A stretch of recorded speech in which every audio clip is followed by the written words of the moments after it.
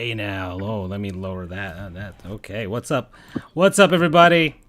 Hey, happy 2021. What's up, everybody? Hey, happy 2021. The Sports Goofs are back after our month-long holiday break, even though we did some stuff in between that anyways. I'm Francisco, and once again, joined by my two buddies, Andrew and Charles from afar. How you guys doing?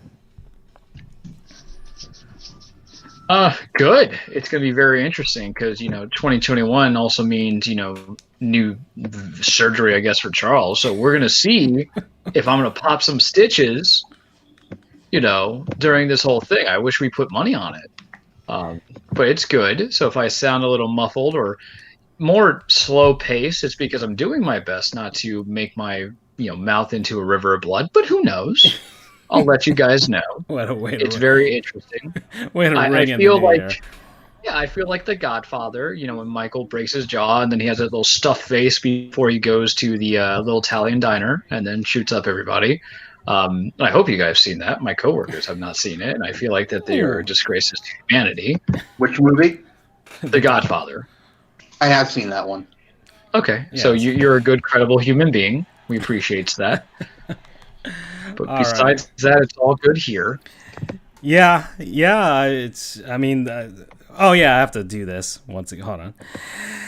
This episode is brought to you by you, our listeners that support us on Pod Hero. If you like this podcast and want to support the work we do, please take just a few minutes to support us on Pod Hero. Not only can you support this podcast, but you can provide ongoing support for all of your favorite podcasts with a single $5.99 per month subscription. And to answer your question, yes, we're using Pod Hero to support our favorite podcast too. And for a limited time, Pod Hero will donate an additional $5 to our show on your behalf when you join. Just make sure you use the link in our show description. Thank you for your support. We have sold out, people. No, we didn't. We bought in. Yeah, that's true. We're actually buying in more than selling out. We're trying to cash in whenever we can. But yeah, guys, it was quite a break. I got stuff for Christmas. The backlog is ever so dangerous, as Charles and Andrew can attest. I am starting this endeavor to beat video games. And we're also going to give away Battlefield 3 code. I'm going to say, hey, this is the secret word, and you tweet at us on our Twitter account, subscribe, or follow us there, and then, you can get it.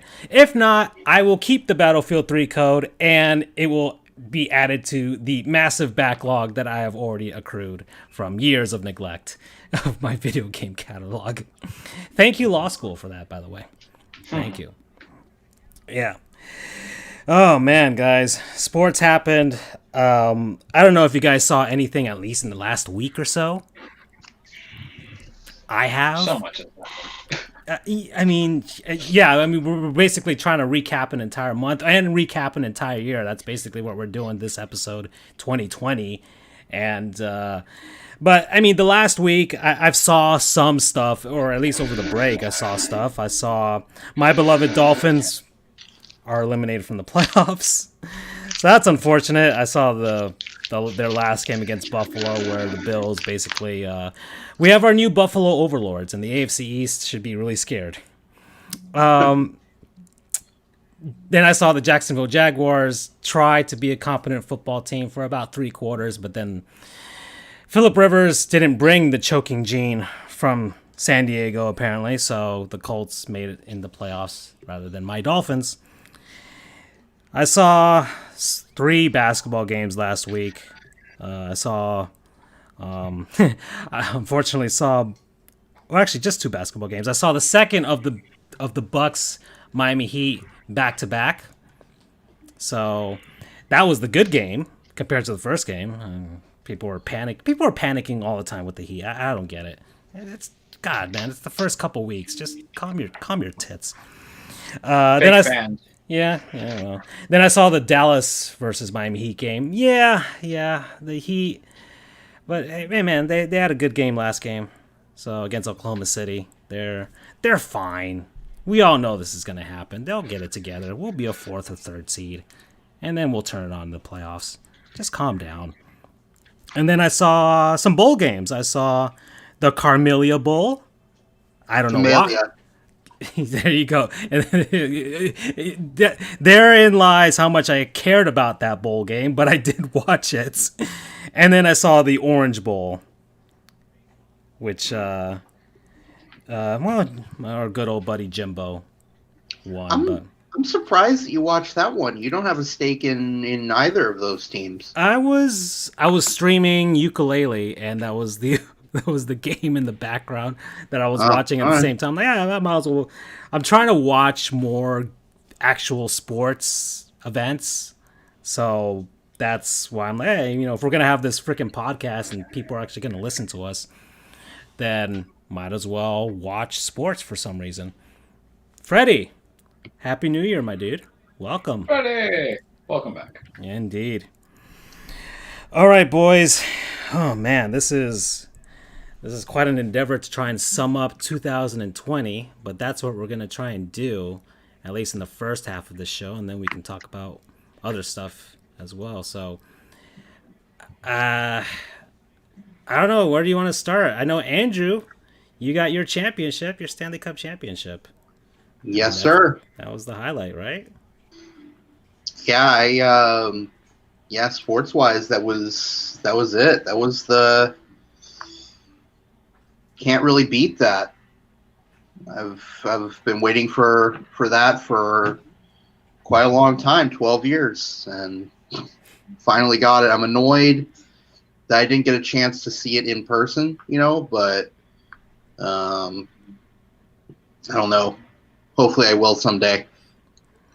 Well, now you have I guess you can have the distinction that if the cup were around, you would be able to touch it, I would assume. Yes.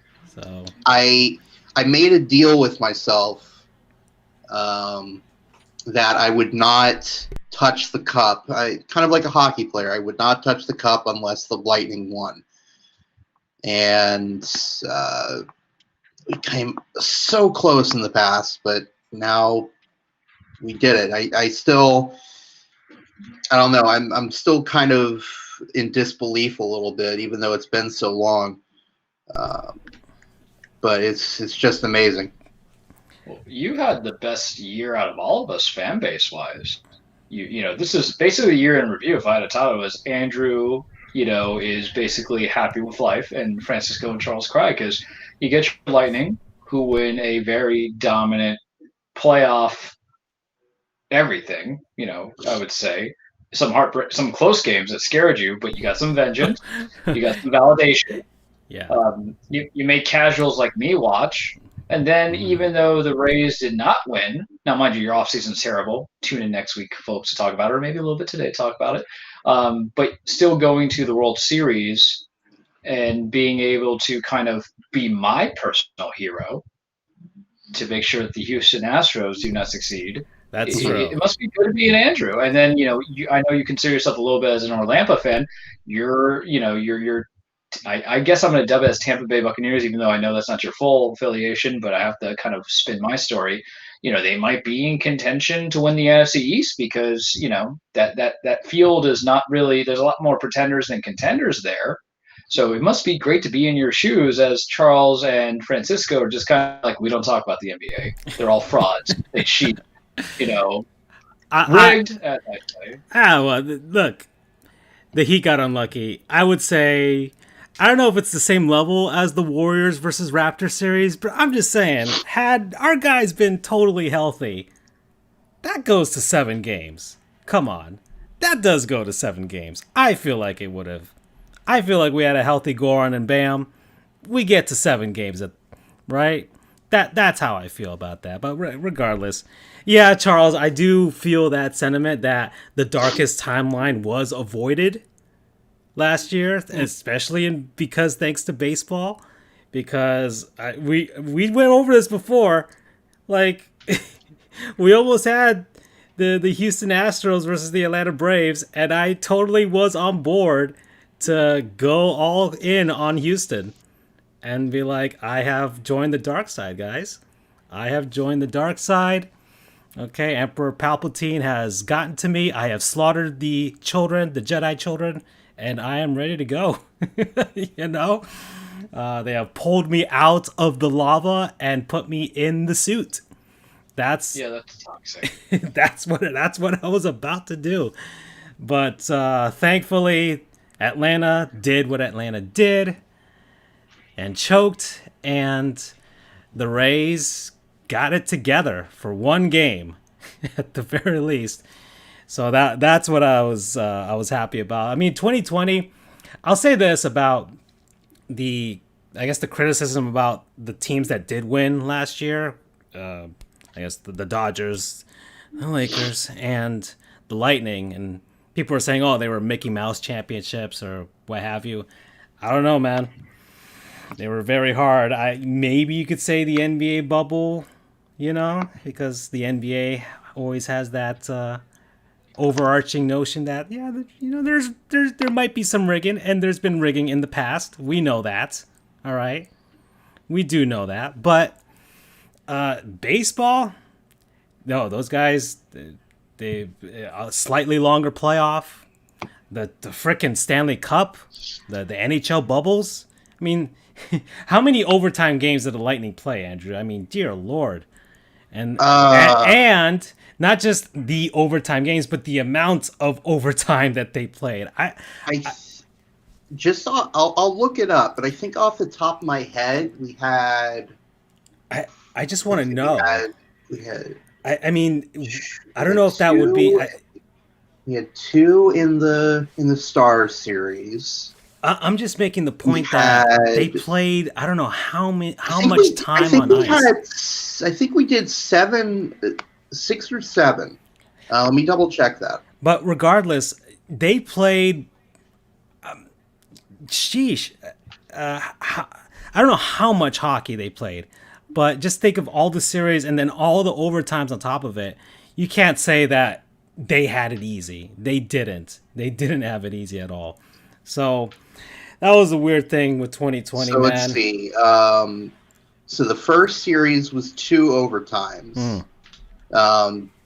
One of which was a 5 overtime game. Exactly. So that was the first series against the Blue Jackets. There were 2 in the Boston series. The second one went to double. So far that is 9 overtime periods through 2 rounds. Back-to-back overtime games in the Islanders series. So yeah, it was actually 8. So I was pretty close. I thought it was 8. Dear Lord. I hedged my bet. Hold on. So, and there were 3 overtime periods in the Islander series, and then 3 overtime periods in the finals. That's 3, 6, I think 12 total overtime periods. Wow. So 4 additional games. Wow. Worth of overtime alone. Yeah, that's insane. But despite all of the troubles with the virus, and you can donate to the fund. We do have a fund. If anybody wants to help out the CDC in rolling out the vaccine, you can. We have links. You'll find them. Somehow, some way, sports was able to get through, and we were able to get through too. So, oh man, I'm just glad that year is over. I think we all are. I liked 20. Yeah? Popular opinion. I paid some debts. That's how I look at it as. And I saved some money, man. I played a whole lot of video games. Oh, yeah. That's really what it was. Yeah. That backlog. I mean, listen, the paranoia about getting the CV is terrifying, of course. But, those first couple of months of the pandemic, you're like, oh, let me just pop on. I beat 16 games That's my highlight. Wrestling suffered, of course. Sports suffered, of course. But you got to find little things. So I didn't hate it, but 2021, hopefully, I kind of do miss being able to go to that sporting event as well. So that's what just hits that soul a little bit. I know. I think that's what we all want. Yeah, I mean, the Florida Panthers will let people in. I think the Heat let a very few amount of people in. I don't know if or when I will make that decision to be like, you know what, I just want to go to a freaking hockey game. But we'll see. Yeah, that makes... Yeah, 2020 I did use it for an opportunity. Yeah, I was saved on gas for sure. I wasn't traveling as much and going from place to place in court and all that stuff, so that was good. Then I'd started beating video games towards the end of that year. Did a whole thing with Marlon's Twitter. I got into that. That wasn't that bad either. And we did a whole slew of fake Major League Baseball games while everything was shut down to keep this sinking ship afloat. And then over the last month or so, the ship suddenly started floating for us. So I was happy about that. 2020, at least for the show, ended on a very high note for all of y'all out there. So thank you to all of you. Hey, BU. How you doing? How's it going? You're definitely probably going to watch the World Juniors. I'm certain about that. Actually, no. He told me that he does not watch the World Juniors. Really? Interesting. I wasn't expecting that. He has a very interesting reason for it. I will say that much. Okay. I'll let him explain. So, the World Juniors championships for hockey are happening at the moment, and we have the quintessential rivalry, right? The USA versus Canada. Just the way it should be. Just the way it should be. That is playing out in about 2 hours' time. Yeah. Go America. Following the conclusion of what is going on right now is the bronze medal game between Finland and Russia. Yep.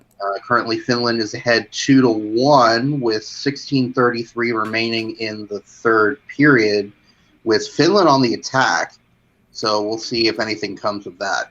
All I know is the Florida Panthers are very happy with the final because both goalies on both teams are their draft picks, their prospects, which is... It's crazy that this is happening. The Panthers have been pretty horrible with goalie prospects, and now they have two of them. And I guess it's since Roberto Luongo was hired that they've put a bigger emphasis on goaltending, and especially after paying Sergei Bobrovsky a ton of money and not having a great year from him. So that also factors into that. But it's looking nice for sure. Then. Pro Football Hall of Fame came out with their list of finalists. There's some definite no-brainers on there, and there's some guys that probably deserve to get in there and haven't gotten in there. And, I don't know, somebody better vote them in because they deserve to get in there for sure. We're trying to crunch this stuff down into a whole episode, and I don't know how long this one's going to go. And I got to edit it afterwards, but...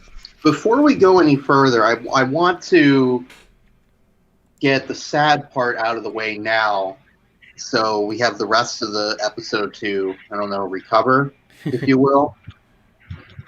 All right. I had told Francisco that I wanted to do kind of an in memoriam of a really shitty year. So if you'll allow me, I'm looking at an article here because I've lost track of how many people in the sports world have passed away, but I'll just go through really quick.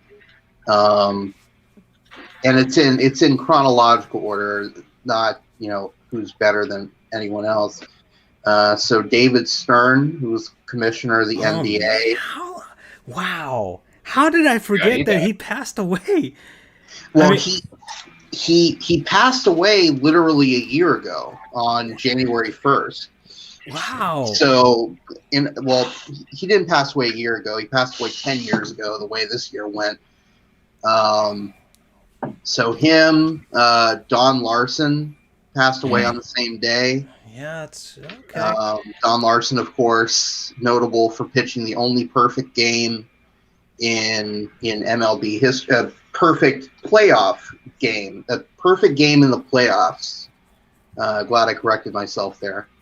And yeah, I was just about to get there. Well, Rocky Johnson, Dwayne "The Rock" Johnson's father, passed away on the 15th January, of course. Kobe passed away on the 26th. And I was there in Los Angeles for that. Yes, I remember you were on our Goof on the Ground for that one. Yeah, like we had people from CNN and NBC asking for us to give them credit. I'm like, well, okay, sure. Well, like I said, guys, we're the Marianas Trench of sports media, and eventually a whale carcass does float down to the bottom. So, and when Francisco says the Marianas Trench, he doesn't mean that we're stooping so low. He means that we discuss things that no one else would discuss. We're interesting. Come on now. People want to go down there. James Cameron loves to come down here. Come on now. Right. But I don't mean like we're stooping to like, you know. We're not gotcha goofs. It's on brand for us. Come on now. We're not gotcha goofs. We're not We're not TMZ. We're not going to stoop so low as to pull some terrible shit. All I can say is I'm glad we're not Skip Bayless or Colin Cowherd. That's all I can say. Amen to that. Tom Dempsey passed away on April 4th. Tom Dempsey, he kicked the then record longest 63-yard field goal back in the 70s, I think. 6 away. They actually did a whole SB Nation, well now Secret Base, did a whole video on him because the NFL made a rule change because he was born without toes on his right foot, his kicking foot. So they made a rule saying basically you can't have like a flat shoe anymore because that's what he wore. Let's see, Al Kaline. Yeah. April 6th. Yeah, the Baseball Hall of Fame just lost a ton of people. I know. Tavares Jackson, April 12th. Oh, man. Hank Steinbrenner, who's the eldest son of George. Wow. Wow. I remember that one. That burnt a little bit. Yeah. Don Shula. Yeah. Yeah, especially down May here. 4th. Jerry Sloan. Oh, Jerry Sloan passed away too. Dear Lord.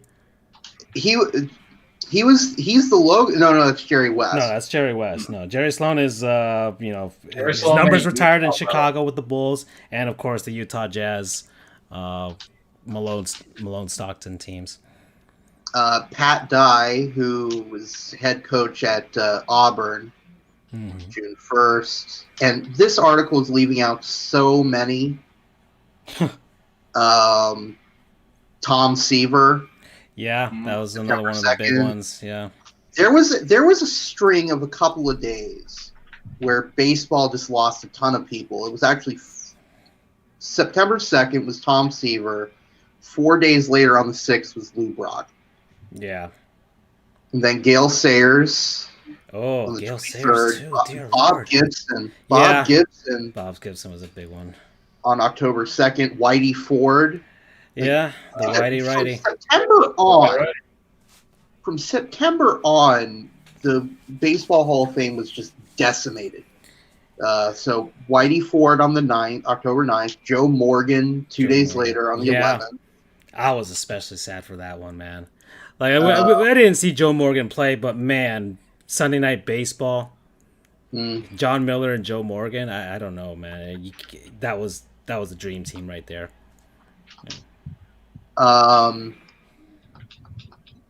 Now this one you guys may not know about, but I certainly do. Travis Roy. I know that BU knows him. I know it. I would be surprised if he didn't know. Travis Roy. He was a player at BU, hockey player, and he was paralyzed, I think, from the neck down. Oof. 11 seconds into his first collegiate shift. Oh. But he became he was a motivational speaker afterward. Huge advocate, and he actually helped push something, I forget what it's called, but it's basically the equivalent of a warning track for hockey, where there's I know who he is. Closest came to actually meeting him was when he came and spoke to my junior high on 2 separate occasions. And when I said I know him, I mean know of him. I mean, okay. I would be, but yeah, I'll show you. I think it's called a look away line, but basically it's a strip of colored ice. It's orange that goes approximately, I think, like 6 feet away from the boards. Like I said, it's kind of the equivalent of a warning track, where if you see that, it's basically you're safe to be checked if you are within that orange area. Anything further than that, and it gets a bit dangerous. So it's kind of a warning to both people. Don't hit somebody who's beyond that. Yeah. Paul Hornung.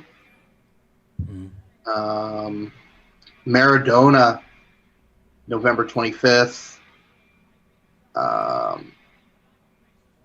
Phil Necro the other day. Yeah, it was another baseball.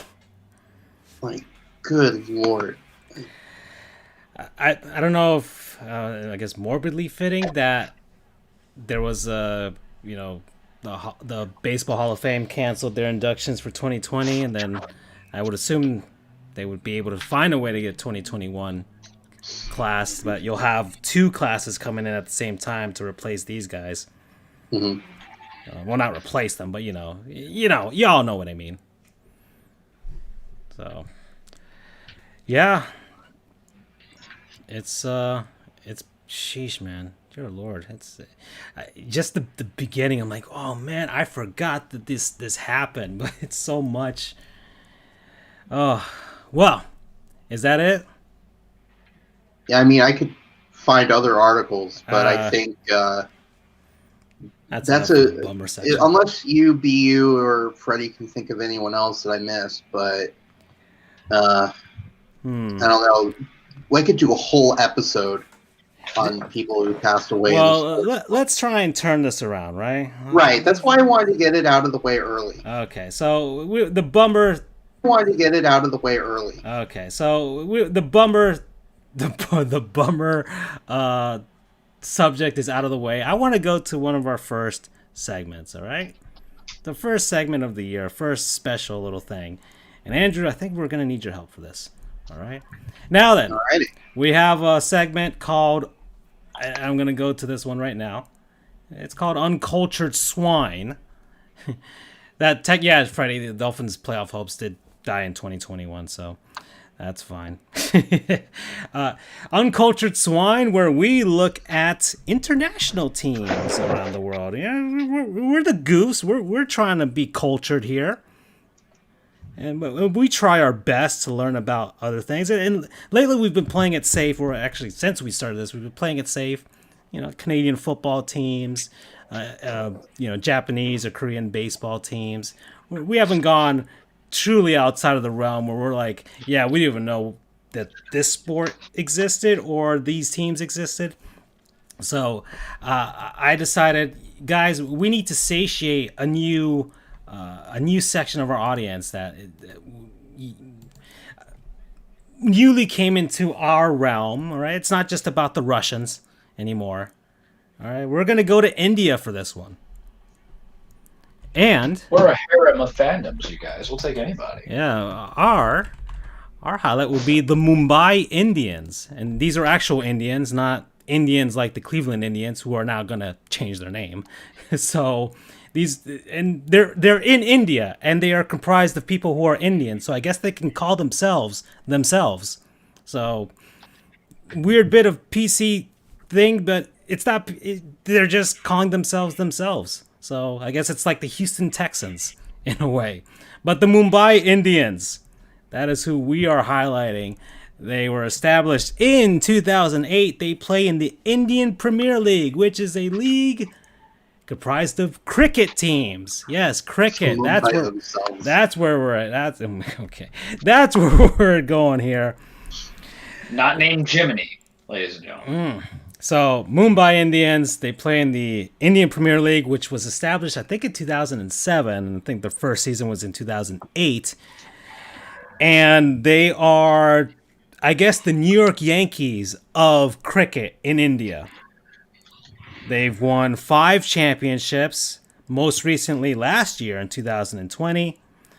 They have also won 2, I think, club championships, where just like in soccer, where you have club teams from around the world and they'll face each other for a trophy or cup or championship. So they've won 2 of those. Their last one was in 2013, facing off against international club teams. I don't know any notable roster alumni because I don't know who any of these guys are. I'm sorry. They're captained by Rohit Sharma and Mahela. Oh, I am going to butcher these names, Andrew. Jayawardene was appointed the head coach before 2017. He's got a championship already, so there you go. And I should have called my friend because he knows quite a bit about cricket. I should have called him on for the show. Well, maybe I can pull him in. We'll wrangle him in. Well, we can wrangle him in another episode. Be like, let's get something from the experts. But a bit of trivia here. Their chief rival are the Chennai Super Kings. Now that's a name for a sports team, huh? They're not just the Kings, all right? We got the Los Angeles Kings, the Sacramento Kings. No, we have the Super Kings here. All right? They're basically, it's I guess like Red Sox Yankees. The 2 teams have faced each other the most in the Indian Premier League history. They're the 2 most successful franchises in that league. And Chennai, the Super Kings, they have a winning record against every team in the league except for the Mumbai Indians. So that is the rivalry that is going on over there. The Indians play at, I think it's called, Wankhede Stadium. I don't know if I'm pronouncing that correctly or not. Or Wankhede. You have to call them the Wanky Yankees. I accept nothing else. If they do have a baseball team, and at any point in the future, I think that should be the name, the Wanky Yankees, which is located in the city of Mumbai. It was opened in 1974, holds about 33,108 people. It has hosted 3 Cricket World Cups, including the 2011 Championship Cup or whatever, where India beat Sri Lanka and was the first team to ever win on their home turf in Cricket World Cup history. So there you go. That's the Mumbai Indians, everybody. So I don't know if you want to jump into learning a bit about cricket, Andrew. We could. I could show it off on the screen. Of course, nobody's going to see that in the podcast version. But well, they should tune in live sometimes. Make us feel special. Yeah, exactly. I mean, I guess we could do a. Well, it occurred to me that my friend might be willing to come on, so okay. I'm gonna defer. So we'll defer to sometime later this season. We will have somebody sit down and be like, all right, so why do they wear those funny helmets? And we'll figure it out. We'll figure it out from there. Why is the stick flat? Why is everybody running around in circles? I have no idea. So, but of course, cricket, many would say, or I guess it historically was the inspiration for baseball. So maybe there will be some things that'll translate and we'll finally get it when somebody can sit down and explain it to us uncultured swine. So that's Uncultured Swine. The first one for 2021. Don't you guys feel a little more cultured? Just a bit, yeah. Yeah. I feel like they missed an opportunity by not calling their team the Mumbai Mambo.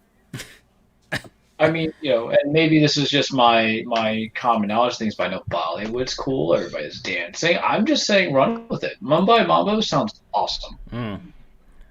Yeah. And then you have Lou Vega as your theme. Everybody coming up to the cricket field. You hear Mambo number 5 kicking it. Okay. All right. I guess we could move on. Boy. I guess I'll throw out some NHL news because I'm trying to get back into hockey like I used to. With the Panthers, I wrote an article on Letterboxd Cats, and it'll be published, I guess, sometime this week. So that'll be fun. But yeah, hockey news. We'll do some of that. So let's do that hockey. All right. So because of the virus, some things have changed. Of course, the Winter Classic was canceled. This All-Star game was canceled here in Florida, which is unfortunate for us because we could have seen some of the festivities.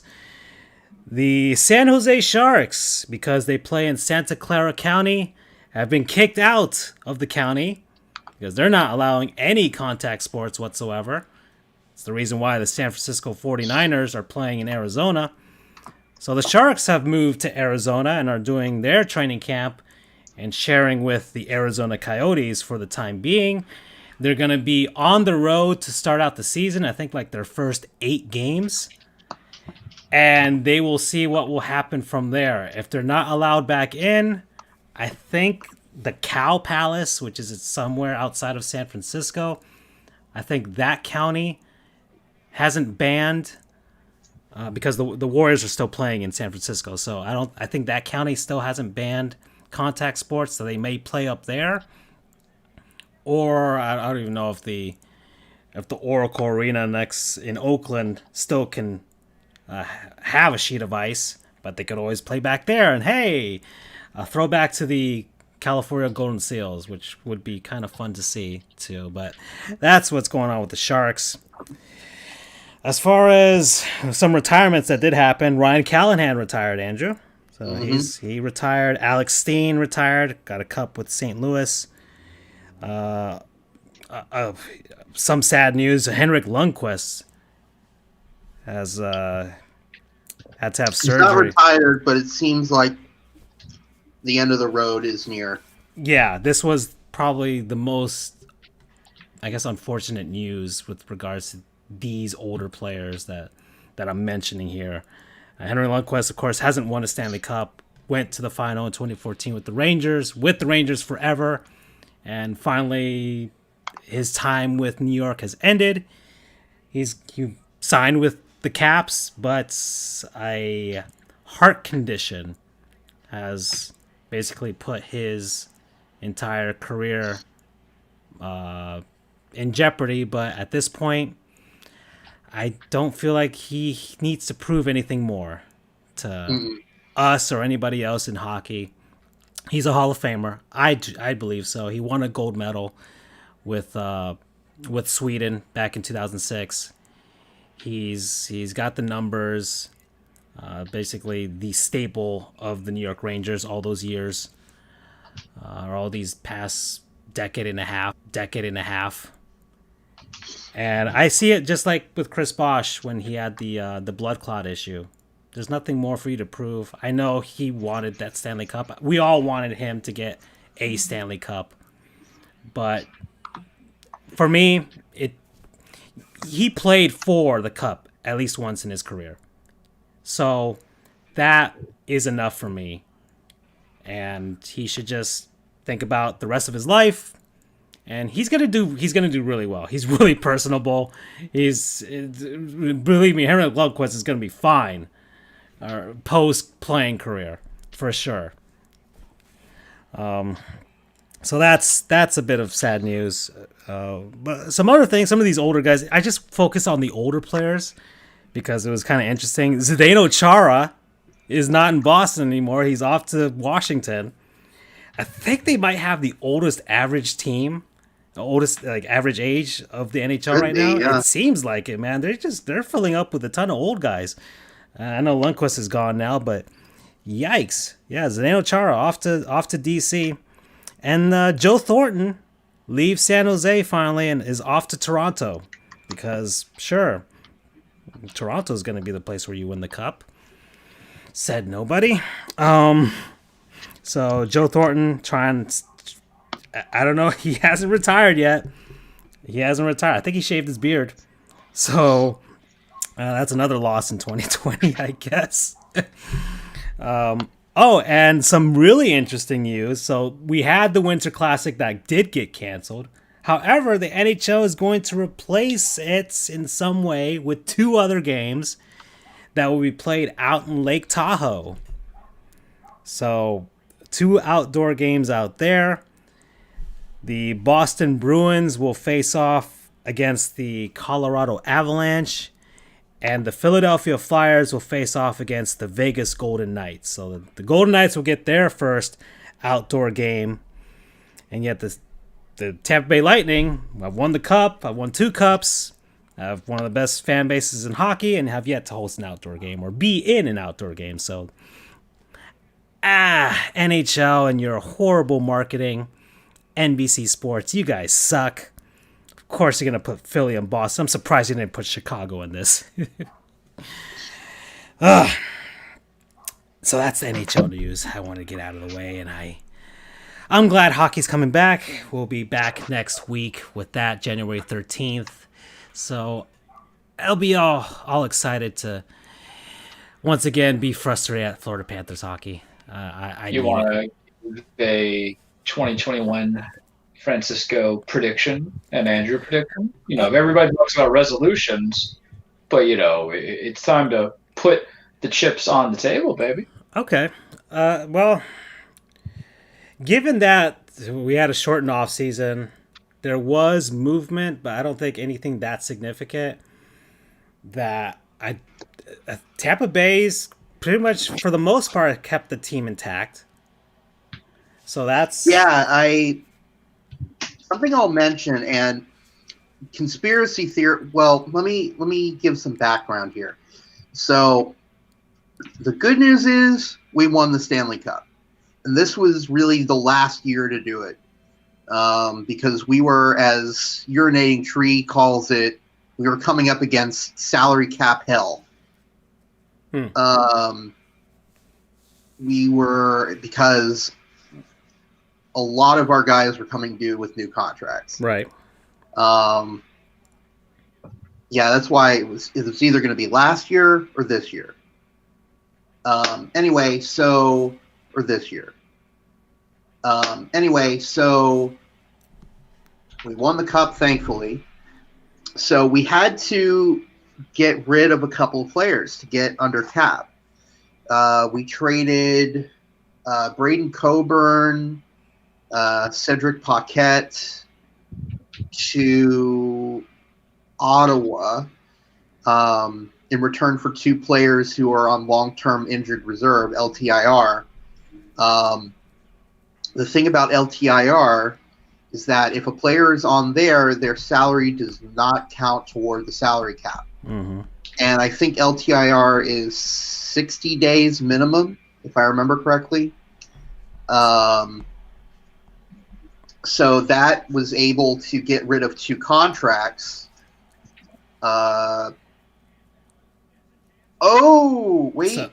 Sorry. I think Russia may have scored and tied the game. Sorry, I'm You're watching at the same time. So all I say is you guys signed Mikhail Sergachev. Yes, so we signed Sergey. He deserved his money. Right. They did not score. It was close, but not. But it's empty net for Russia. Minute 44 remaining. Anywho, but in a bit of bittersweet news, I guess,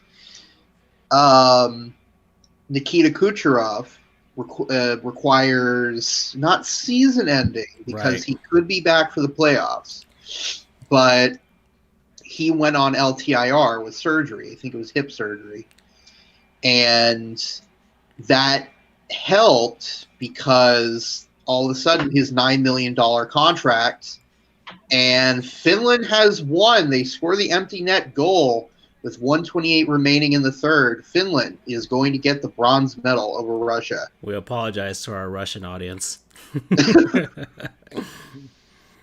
Boy. They hate when I stream video games, by the way, but sure. Really? Oh yeah, on my personal channel, like, because I was playing Doom, and I especially suck at FPSs, so yeah. I play FPSs as if I'm playing Metal Gear, which is not the way you should be playing Doom, by the way.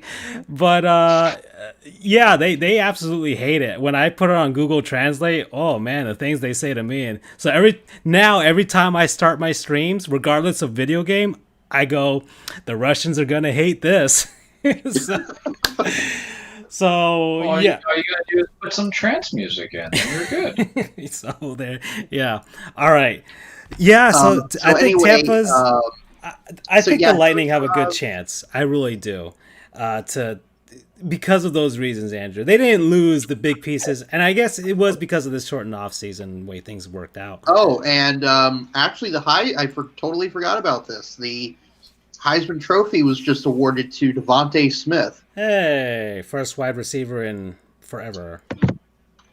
Yay. Alabama wins again. How exciting, everybody. Echoing our sentiments from our bowl extravaganza where we're just like, we are not for this football playoff. But we'll get to that again later on. You know what team scares me in the NHL? The Colorado Avalanche.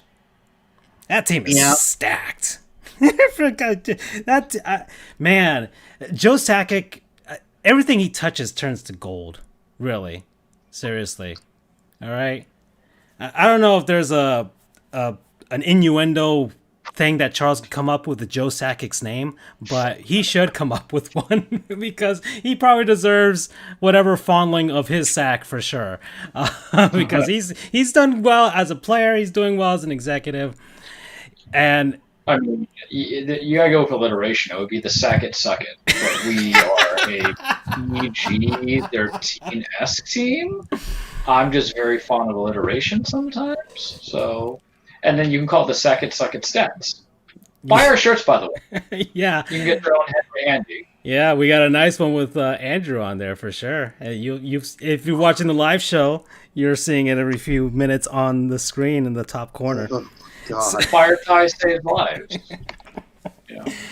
So yeah, the Colorado Avalanche. If I'm gonna choose a Western Conference team, it is that one, and it's kind of fitting that I have the Avalanche in the background of this video game, too. So, yeah, Colorado. They're like the Lightning the last few seasons, where it's like they're so close to just finally getting through and winning this cup.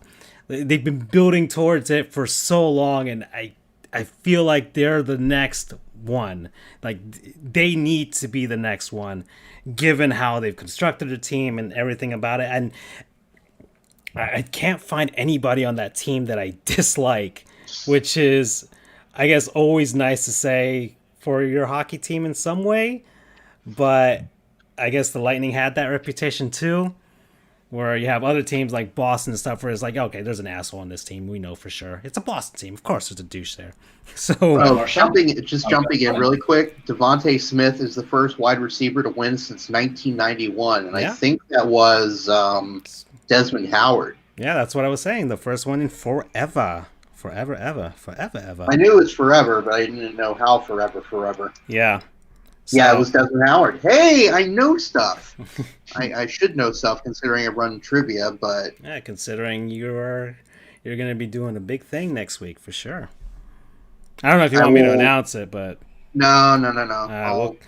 We'll keep it a surprise for Monday. All right. Yeah. Okay, folks. Yeah, you'll see it on the socials for sure. We will definitely be tweeting stuff out.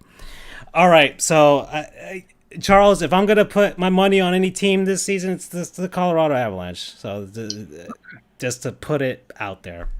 All right. So they're the up-and-comers. Yeah. So it's just they're crashing down on people.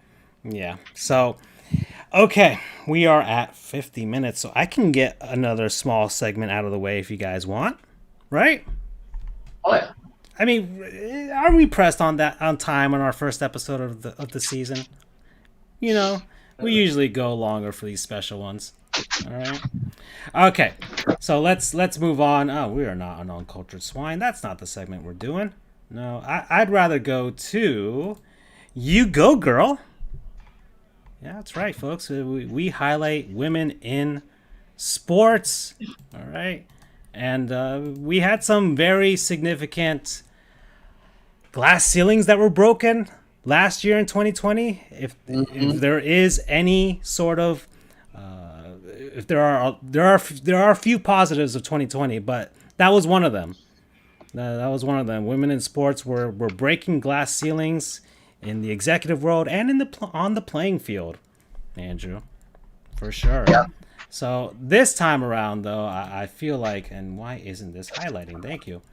I feel like highlighting. We're gonna continue, I guess, with the hockey theme, World Juniors and stuff like that, and I wanted to continue this hockey theme here. I don't think we have highlighted a woman in hockey before. Although if I may, this is the most recent. This actually happened yesterday. I want to give a shout out to Bianca Smith. Y'all hear about that? Boston Red Sox coach, right? Yes. She is going to be the first black woman to coach in the minor leagues. I believe she's going to be based out of Fort Myers. So in sunny Fort Myers, she will be based at the team's player development facility in Fort Myers. So she'll probably be working with position players. Yeah, she's probably working with the rookie league, the Gulf Coast League down here. Most likely. Yeah, probably. And I guess the minor leagues are kind of still up in the air, so maybe a lot of prospects will just be hanging out in Fort Myers to use the training facilities there. But the woman I want to... Director of Baseball Operations at Case Western Reserve from 2013 to 2017, an assistant coach at the University of Dallas in 2018. She's also previously had internships with the Rangers and the Reds in their baseball operations departments. So this is someone who knows her shit. Yeah, for sure. Okay, so that's the first one, I guess. Yeah, we a double whammy here. So I also have here Brigitte Laquette. She plays for Team Canada. She played college hockey at Minnesota Duluth. She's a defense woman, I guess. I guess that's the right term, right? Defense woman. She's from the Métis community in Mallard, Manitoba. That is a First Nations community, Native Canadians. As that's what they're called up there in the Great White North. She played for, I guess, back when this league was up, I think the Canadian Women's Hockey League. She played for the Calgary Inferno. But as far as the significance for her, trivia, she's the first First Nations woman to play for Team Canada, as she made the team back in 2015. So far in her... Salute to you. Salute to you, Andrew. Sorry, I thought that was Wolverine in the background for a second. I got scared. I unfortunately have very loud sneezes, and there's nothing I can do about it. Yeah. She's won 2 silver medals and 1 bronze medal at the IIHF World Championships. And she won silver in the 2018 Olympic Games. And she has had to deal with her fair share of racism up in Canada. And I'm going to use this moment to be a little petty, because it is also on brand for us. Back a few years ago, I wrote an article about how a lot of Northern Americans and Canadians dislike the Southern hockey teams and people who live in warm climates that like hockey. And one of the reasons I threw out there was like, I think a few of them are a little racist and don't like that the brown and the black people and the people from other countries, a little xenophobia there. I threw that out there. I threw it out there, and a lot of Canadians got pissed off at me on the socials. I still stand by my word because she has had to deal with that racism, being called a dirty Indian, go back to the reserve. All right. She dealt with that when she was a kid and all through her life. So, all right, Canada, it's not all. I know you guys only have one road and your world is basically the Wizard of Oz according to South Park, but it's not all poutine and Tim Hortons up there. All right. So, and you have sodomy in Nova Scotia. So anyways, I can't. Really, we're starting off the year like this.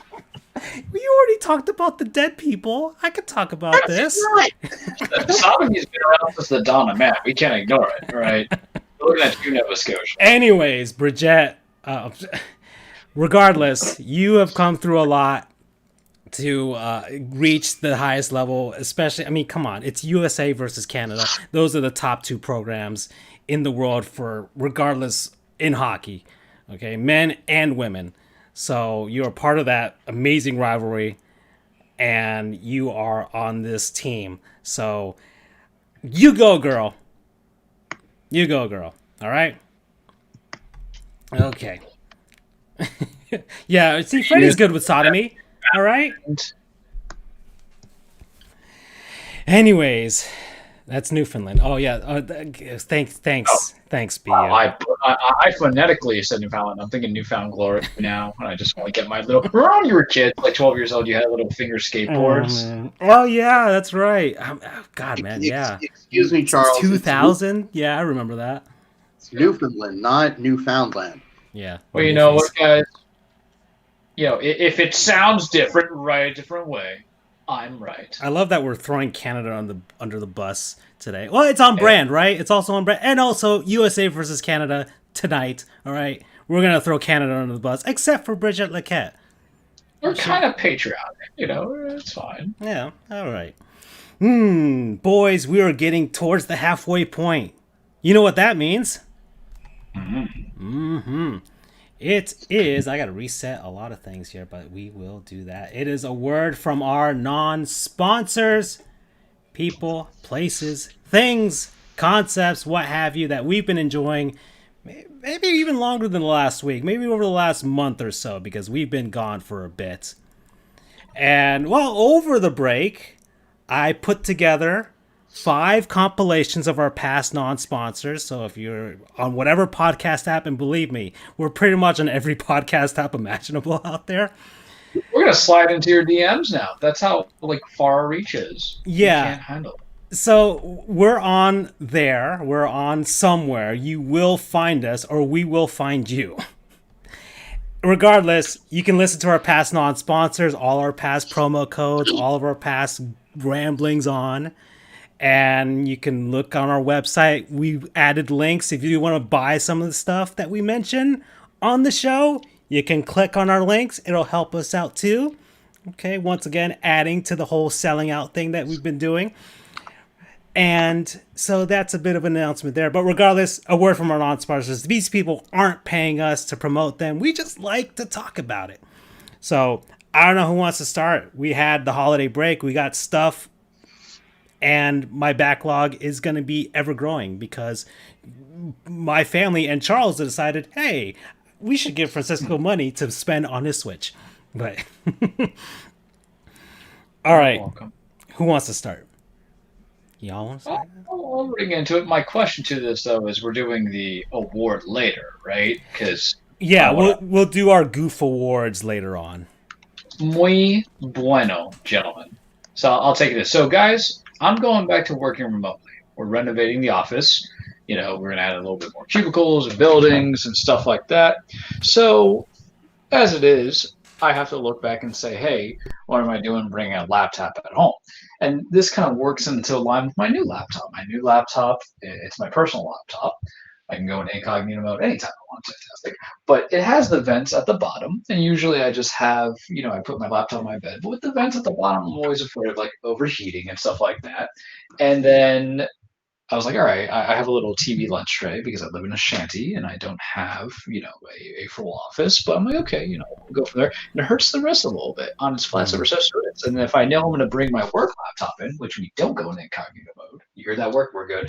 I have to just put it on that TV tray and go from there. So I was like, man, between the possibility of building an arthritis and carpal tunnel, and then also not blowing up my fantastic new laptop, and then making my life easier for work when I have to do 2-hour petitions, 3-hour petitions, multiple times throughout the day, I decided to invest in a laptop stand.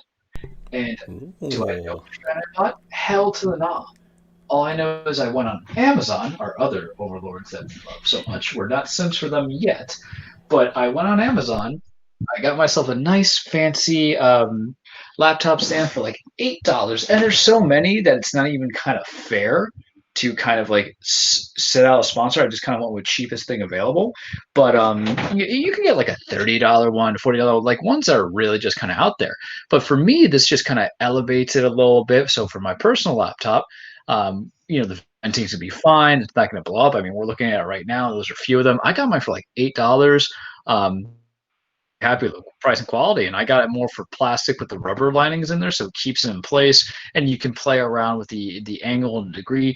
Me, I don't really go that far up because I'm not a psychopath. It's not like I have these long nails I can claw your eyes out with. They're just simple, but it helps out not kind of like flick my wrists down completely like I'm being a puppet master with a marionette. I know mine was around like $7.99 or $8.99, Francisco, but it also just helps out too because in court, my TV lunch tray is very much when I'm sitting down in my gaming chair, it's just near my midsection. So, I don't want court to see like my towel hanging. I don't want them to see my bed. You understand, guys, in a Zoom day and age, you have to look professional. I don't want them to see my pop collection that's out there chilling because God knows they're going to ask, why do you have Happy Gilmore? And I'm like, well, why don't I? I think that's mine right there, the Holderizer. That's like $12.99. Maybe I got on sale. But they're all very similar. But what I do is with that laptop, with the stand, it actually elevates it a little bit more. So it makes it seem like they see more of my neck, my face. They don't see, what left over. They don't see the box of tissues. It's fantastic. It really saves me and protects me. So I think it's a good investment. I think it's cheap. I recommend for anybody if they have a laptop that has vents on the bottom, or if they, they get like little, because I don't know about you guys, but typing all day, oof, it hurts my wrist coming into it. So very big, very happy on it. It's one of those adult purchases, that I've been making, and it's weird, but I was a big fan of that. It was similar last year to when I got my tie rack by 10B, but very big on it. There's a variety of them. You see what works into it. I went with cheap because I'm cheap, but it actually sufficiently works. And the one I got holds up to, I think, 15 inches horizontally, but you can have variety. If you just want to elevate it higher, I don't be that weird person who gets like this one that's the size of a 3-year-old, because I've seen some of them there. I'm like, why? But it's even so good that I think it might be able to work with my old laptop that had like 17 inches of horizontal and width coming into it. But very happy with it. I have it right now as we're doing the show because it's put in my bed, and it's actually pretty mellow. I have my TV tray out. I have the stand on there, and it's good. If I had a gaming laptop, I think it would be perfect. I don't. But it allows me to kind of function better, to do more. So big fan. Laptop stand, whichever one it is, because it's not one of those things where I say, hey, you should buy this. You just get the concept and get that idea in there. And then promo code, I would just say promo code carpal tunnel. That works. Interesting.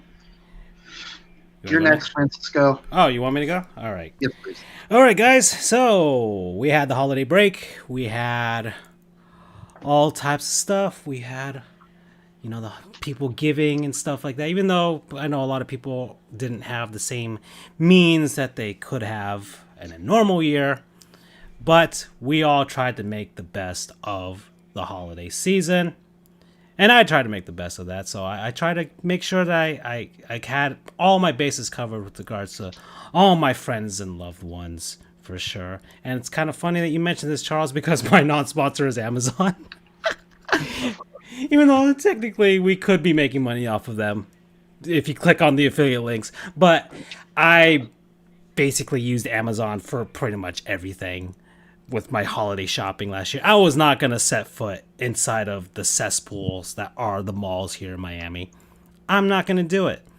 All right, Amazon, you could put everything in gift wrap, just click, $5 more, all that stuff. It took care of everything for all my family members, every single person that I needed to. Short, sweet, simple, everything's on here. And we've highlighted them before, so I'm not going to spend too much time on them, but I just want to say, yeah, Amazon, man, they made the holiday shopping easy for me, and Jeff Bezos will be our overlord someday. We all know this, so. Promo code bald-headed overlord. Besos for Besos? You can't turn this guy off, man. Yeah. All right, Andrew, you're up.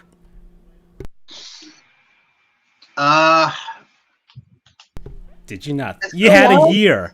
It's been a while, but I honestly, for once, well, no. I am going to do a dual non-sponsor, if you will. Mm-hmm. Actually, a quad non-sponsor. Oh. Quad non-sponsor. I will go in chronological order. First is one of the mods. We do a Secret Santa every year. And my request for the year was a hat from the mod's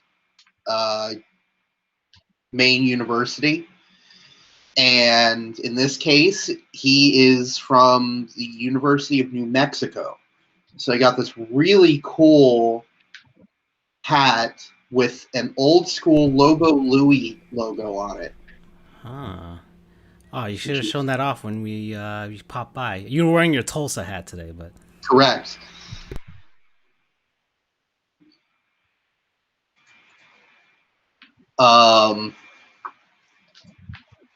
So that's the first. The second is, well, the second and third are the gentlemen I'm speaking to this evening. Oh, thank you. I got a lovely Amazon gift card from Charles. And I got I'll have to send the picture to you, Charles. Francisco got me a souvenir, one of those mini souvenir bats of the Orlando Rays back in 1998. Well, that's cool. I'm gonna see if I. Oh, there's another one here on eBay, I think. So hold on, let me see if you can kind of see it. Well, you can't see it on the podcast version of this, but it's on the screen, and it's a mini baseball bat with the Orlando Rays logo on it. This might be a slightly different one, but regardless, it is pretty much the same idea. And then the last is my sister, who got me a Tulsa hat, Tulsa Golden Hurricane hat. Mm-hmm. So, a lot of wonderful sports memorabilia, lots of wonderful stuff coming in this year in the holidays. So I'm very thankful for everyone. Promo code, cool stuff. Cool stuff and cool beans. Thank you, Andrew. I thought you were going to make individual promo codes for me and Charles. Because we've had you as a non-sponsor before. Which, if you had put in the promo code, Andrew would literally do anything that you told him to do. So, I mean, you had your chance. You had a chance, all right? I mean, you already have Charles giving Derrick Henry many Henry Handies this past season. Oh, yeah, 2,000. Yeah, 2,000, one for each yard. So there you go. All right, so that's a word from our non-sponsor. So we are into the second half of the show, and where do we go from here, boys? Because I have other segments planned, but we can always create an open-ended discussion. for anything else. I mean, the NBA is kind of starting. There's not really much to talk about there, right, Charles? It is what it is. I mean, I think there's a lot to talk about. Really? I mean, as far as what, like the Phoenix Suns starting off pretty hot. Chris Paul. Let's just attack it. Let's talk it Heat culture, and then let's kind of tack it on to the season itself. So, if you want, I know. Let's go. Come on, we talked hockey. So, let's go basketball. It's the other season. We're like 7 games, 8 games, folks, into the NBA season. It is a shortened season. I think they're doing it in halves. How many games are we getting out of it? Not the full 80 something. I think it's 72. I don't think they lopped up that much. So this season, looking into it, and I think it's silly to kind of say to be the ESPN, NBA, Fox Sports qualifiers and make you just do the gotcha news of what they think these bold predictions that are just ridiculous. But there's things that kind of want to comment. We have a lot of new coaching hires that have kind of come into it. Chicago, you have the Rockets and the James Harden drama. You have Tom Thibodeau in New York. You have Doc Rivers over in Philly. And then you have the Clippers. So it's very interesting to see how they mesh, because for me, looking into the season, it's really just we want to kind of say contenders or pretenders. And the things that we kind of, and I'll speak to as a league, and then we'll talk about it for the Heat, you want to kind of look into is that what is your tempered expectations, knowing that a good close to half, but not fully half, a league is going on shorter rest compared to the other half, and what those advantages look like. And I'm very curious to see, and I think Brendan Rourke, who was with us a couple of episodes ago, follow him on Twitter, follow us on Twitter. And we'll have to get him on soon enough, because there was some big news out of Indianapolis. The whole NCAA tournament's going to be happening there for basketball. That's pretty cool. And the Pacers are starting pretty all right. They're doing muy fantastico. Follow Francisco, FJOJR, and then all the other stuff that we do on social media. That's my shout out. But I find it interesting because you know how sometimes there's we wait until close to the trade deadline to have the big trades coming out.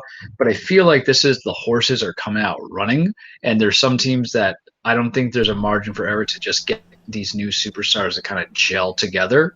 And just I want to see what the panic switch looks like. That's what I'm interested in for the season.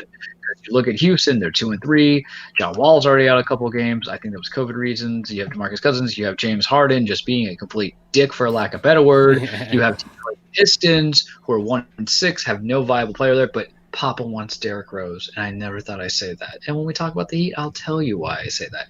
And then you have the overreactions, where the people are saying, oh, look, the 76ers are 6-1 with Doc Rivers. Well, congratulations. You're just making observations that have been for the last 8 years, where the man can build consistency in the season, but he's going to get bounced in that first round. And then there are the surprising teams like Orlando Magic, because I don't think highly of Steve Clifford. Let me look. Hold on. Let me look at the Sixers. I just want to look at their schedule, because I haven't paid attention. Okay, they beat Washington to start out the season. Then they beat the Knicks, but then they lost to the Cavs. So there's already. They beat Toronto, but Toronto's not doing hot right now. They beat Orlando. Orlando's starting off pretty well. We're going to try and make Andrew care about basketball this year. And I mean, the Magic's hot start to the season has been a good way to get me interested. Not going to lie. But that's good, because now you're going to get the pressure points of teams that were said to be consistent, to be contenders, like Toronto, for example. But I'll let you finish that thought, Francisco, and I'll bring it home. Just two more. Then they swept the back-to-back against the Charlotte Hornets, who are also trying to, I guess Gordon Hayward's there now. So there's some, like you said, there's some gelling that still needs to happen with these teams. So we'll see what happens a month in with this weird, very compact schedule for sure. Which brings in the point of two things. One, I'm expecting these trades to be sent out super early, because of the Toronto Raptors. If they go thank you, Wisdom Teeth. I just see. I know Drake is all in there, but Well, aren't they the Tampa Bay Raptors right now? That's true. They technically are, and they can blame Tampa and its crappy water for making them feel bad and playing bad. But at 1-5, you have a lot of high-priced guys, so there's something that you need to consider. One of the reasons why I would definitely say that you're going to see the triggers being pulled early and out of panic and fear if your team is tanking. Why? You're not working with as much money in the salary cap across all sports. You're limited in funds. Do you want to really pay all these guys? If you see the writing's on the wall. So here you are, Toronto Raptors at 1-5. You're like, oh, we still have Fred VanVleet that we just re-signed. Okay, but what are we doing about OG Anunoby? What are we doing about Kyle Lowry? What are we doing about all these guys? And that translates because look at the same thing. Golden State, first 3 games they lose. Everybody's like, oh, this is terrible. Now they're 4-3, but that Kelly Oubre, who is Bricktown USA, right? Yeah. I think those things with the bad scheduling, we don't know how CV is going to affect years to come. And we know we're getting compact seasons. Now for the NBA, it's a season and a half of lost marketing. And they lost not even because, damn, man, it might be a burden to just cancel the season at the end of the season, but they went and had playoffs without that playoff revenue where they could justify jacking up prices so damn high. And then, it's like teams are losing out. Houston, who signed everybody and their mother. Aside from James Harden not wanting to be there, well, now you're losing out. Maybe if you're really just tanking, I don't even remember who their coach is. I know I think the assistant in Charlotte. His name's not memorable because I haven't learned to know everybody's name yet. Maybe you want to get rid of the stuff. So I think there's going to be that not overreaction because, my opinion, if you're going to sell a guy, sell a guy.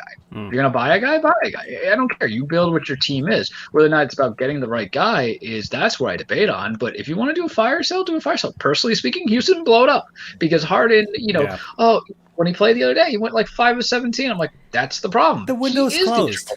The window's closed. Yeah. They missed it. Oh, yeah. They missed the window. And then you have like the Wizards who are 2-5, but they're playing. And I love Russ. Russ wasn't a nice guy last year to me, but I love him being a, for lack of a better word, spurned ex-lover from KD because the guy did 3 triple-double seasons back to back to back. In basketball, you can really appreciate the individual dynamics, the achievements.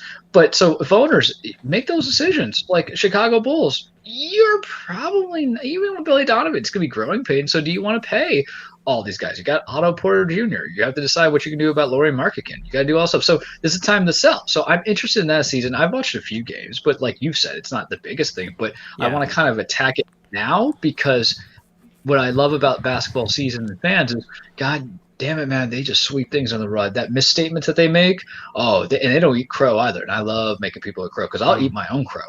And the other thing I like to kind of comment on is the overreaction of a fan base.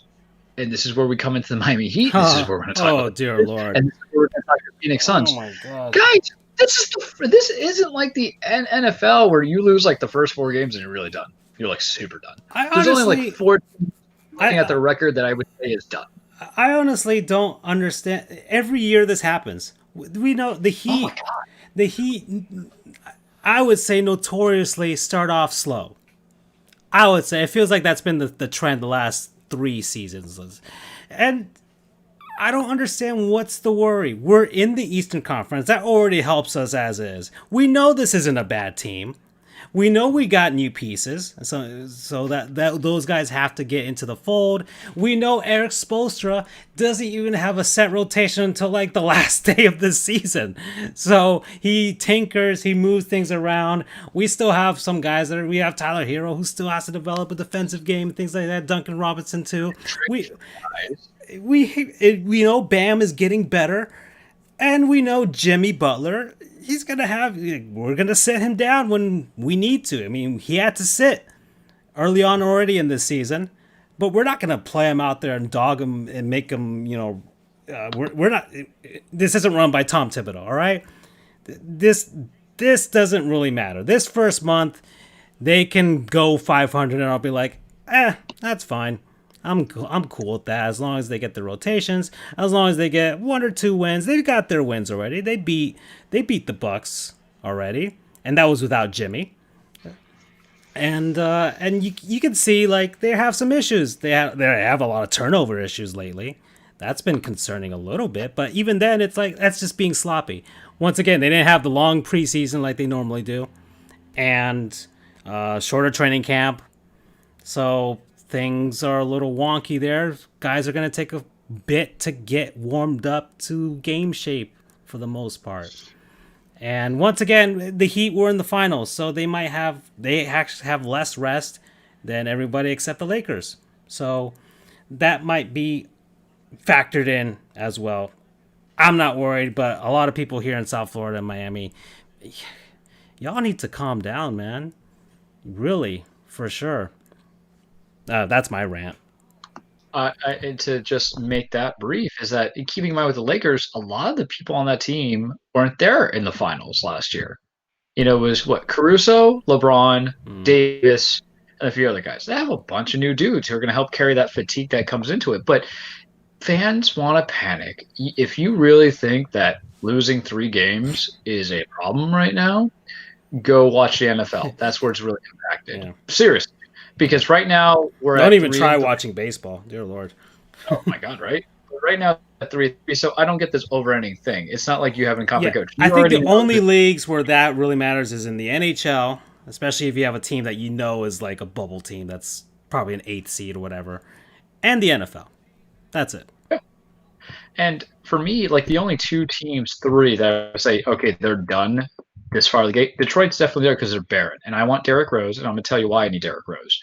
We struggled in the second half without Goran on that bench, right? We know Rose is healthy-ish. I don't know if we could take the contract, but I look at everything, and I still feel that we need a good like guard to kind of build that up in there. He played with Jimmy too, right?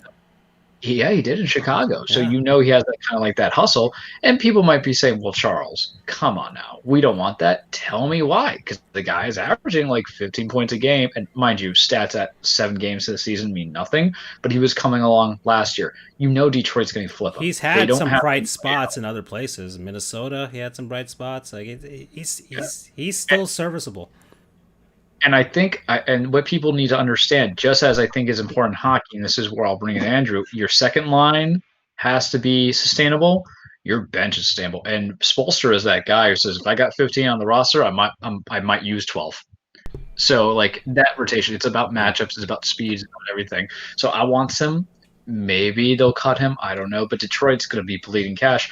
The only other teams I know that are going out, I think Toronto's really bad. Because I guess getting rid of Marc Gasol hurt a lot more than you thought. Because what they have is, I think Aaron Baines is their starting center, and here's the thing that's no bueno. That's just a barely rotation guy, and they seem out of place because I think you're doing the problem that was a problem in the past. You're relying too much on Kyle Lowry to make shots, and he's not the most clutch shooter. Nope. And then I would say the only other team, but they put themselves in the position is Oklahoma. Even though they're 2-4, there really is no talent, and you do need talent to go from there. People need to stop talking trash about the Warriors. That's consistent. Steve Kerr's a legitimate coach. You can say, hey, he had stars to win, but there's plenty of coaches, Doc Rivers, who had stars, legitimate superstars that couldn't even get out of the second round. It was only their dreams. And then the only other team I kind of want to say be on the lookout on are the most infinite thing because we're doing like predictions and stuff like that. I don't believe that hype in Brooklyn. Honestly, they're trash. But I'm looking at I'm telling you right now, man, like. Portland, a full healthy season, a full healthy CJ McCollum. They'll trade a few of the guys in there. I think they got Enes Kanter back. They'll probably flip out Hassan Whiteside, get some trade exception out of it because there's going to be somebody who takes us on. You know my love for the Damian Lillard. Big bet right there. We all love Dame. We all love it. So yeah, do not sell it because they'll be that team. If they're at a low seed, they'll put you to a fight. And Phoenix, I'm not. I wasn't about it. I remember we were talking about it. I'm like, meh. Just because I'm not a Devin Booker guy. When you were the primary guy, ball handling and scorer, guess what you're going to do? You're going to score. And Chris Paul, what kind of Chris Paul are you getting? Because if you just want a field general, it's a field general. That's fine. Well, I would hope that's the point because I think Chris Paul will be doing exactly what he did in Oklahoma City. That same role, and that really should be his role at this point in his career. And young team, based the same sort of situation with the Suns and probably a little more talent. Of course, the Thunder blew it up for a ton of draft picks, so and then they're really more on the development side right now. But well, it's the first week, and the Suns are in the Western Conference, so they're going to have a tougher time. Whereas, we talked about this off air. One good week in the Eastern Conference is good enough to make the playoffs. So, get ready, Andrew. More Orlando basketball. I'm ready and waiting. All right. Is that Oh, okay. That's our NBA talk, right? Those are Yeah. not many more primary things that popped out these first week and a half of the regular season. But okay, so let's see. I wanted to go to. Well, we talked about that. Well, we're here at football. Let's talk about football, right? We're close to the 1 hour 30-ish minute mark. Do we want to do college or NFL first? Because if we're doing NFL, I have Fred rank. Well, we can do the NFL, right? Because the playoffs happen, or playoffs are going to happen now. All the seeds are there. We can do a little prediction thing, and then we can move on to college and preview or review whatever happened in the bowl. Even though we kind of sort of previewed everything in the bowl extravaganza, we can kind of do a hey, this is what happened since then type of thing. Mm-hmm. So, Andrew, you send that to me.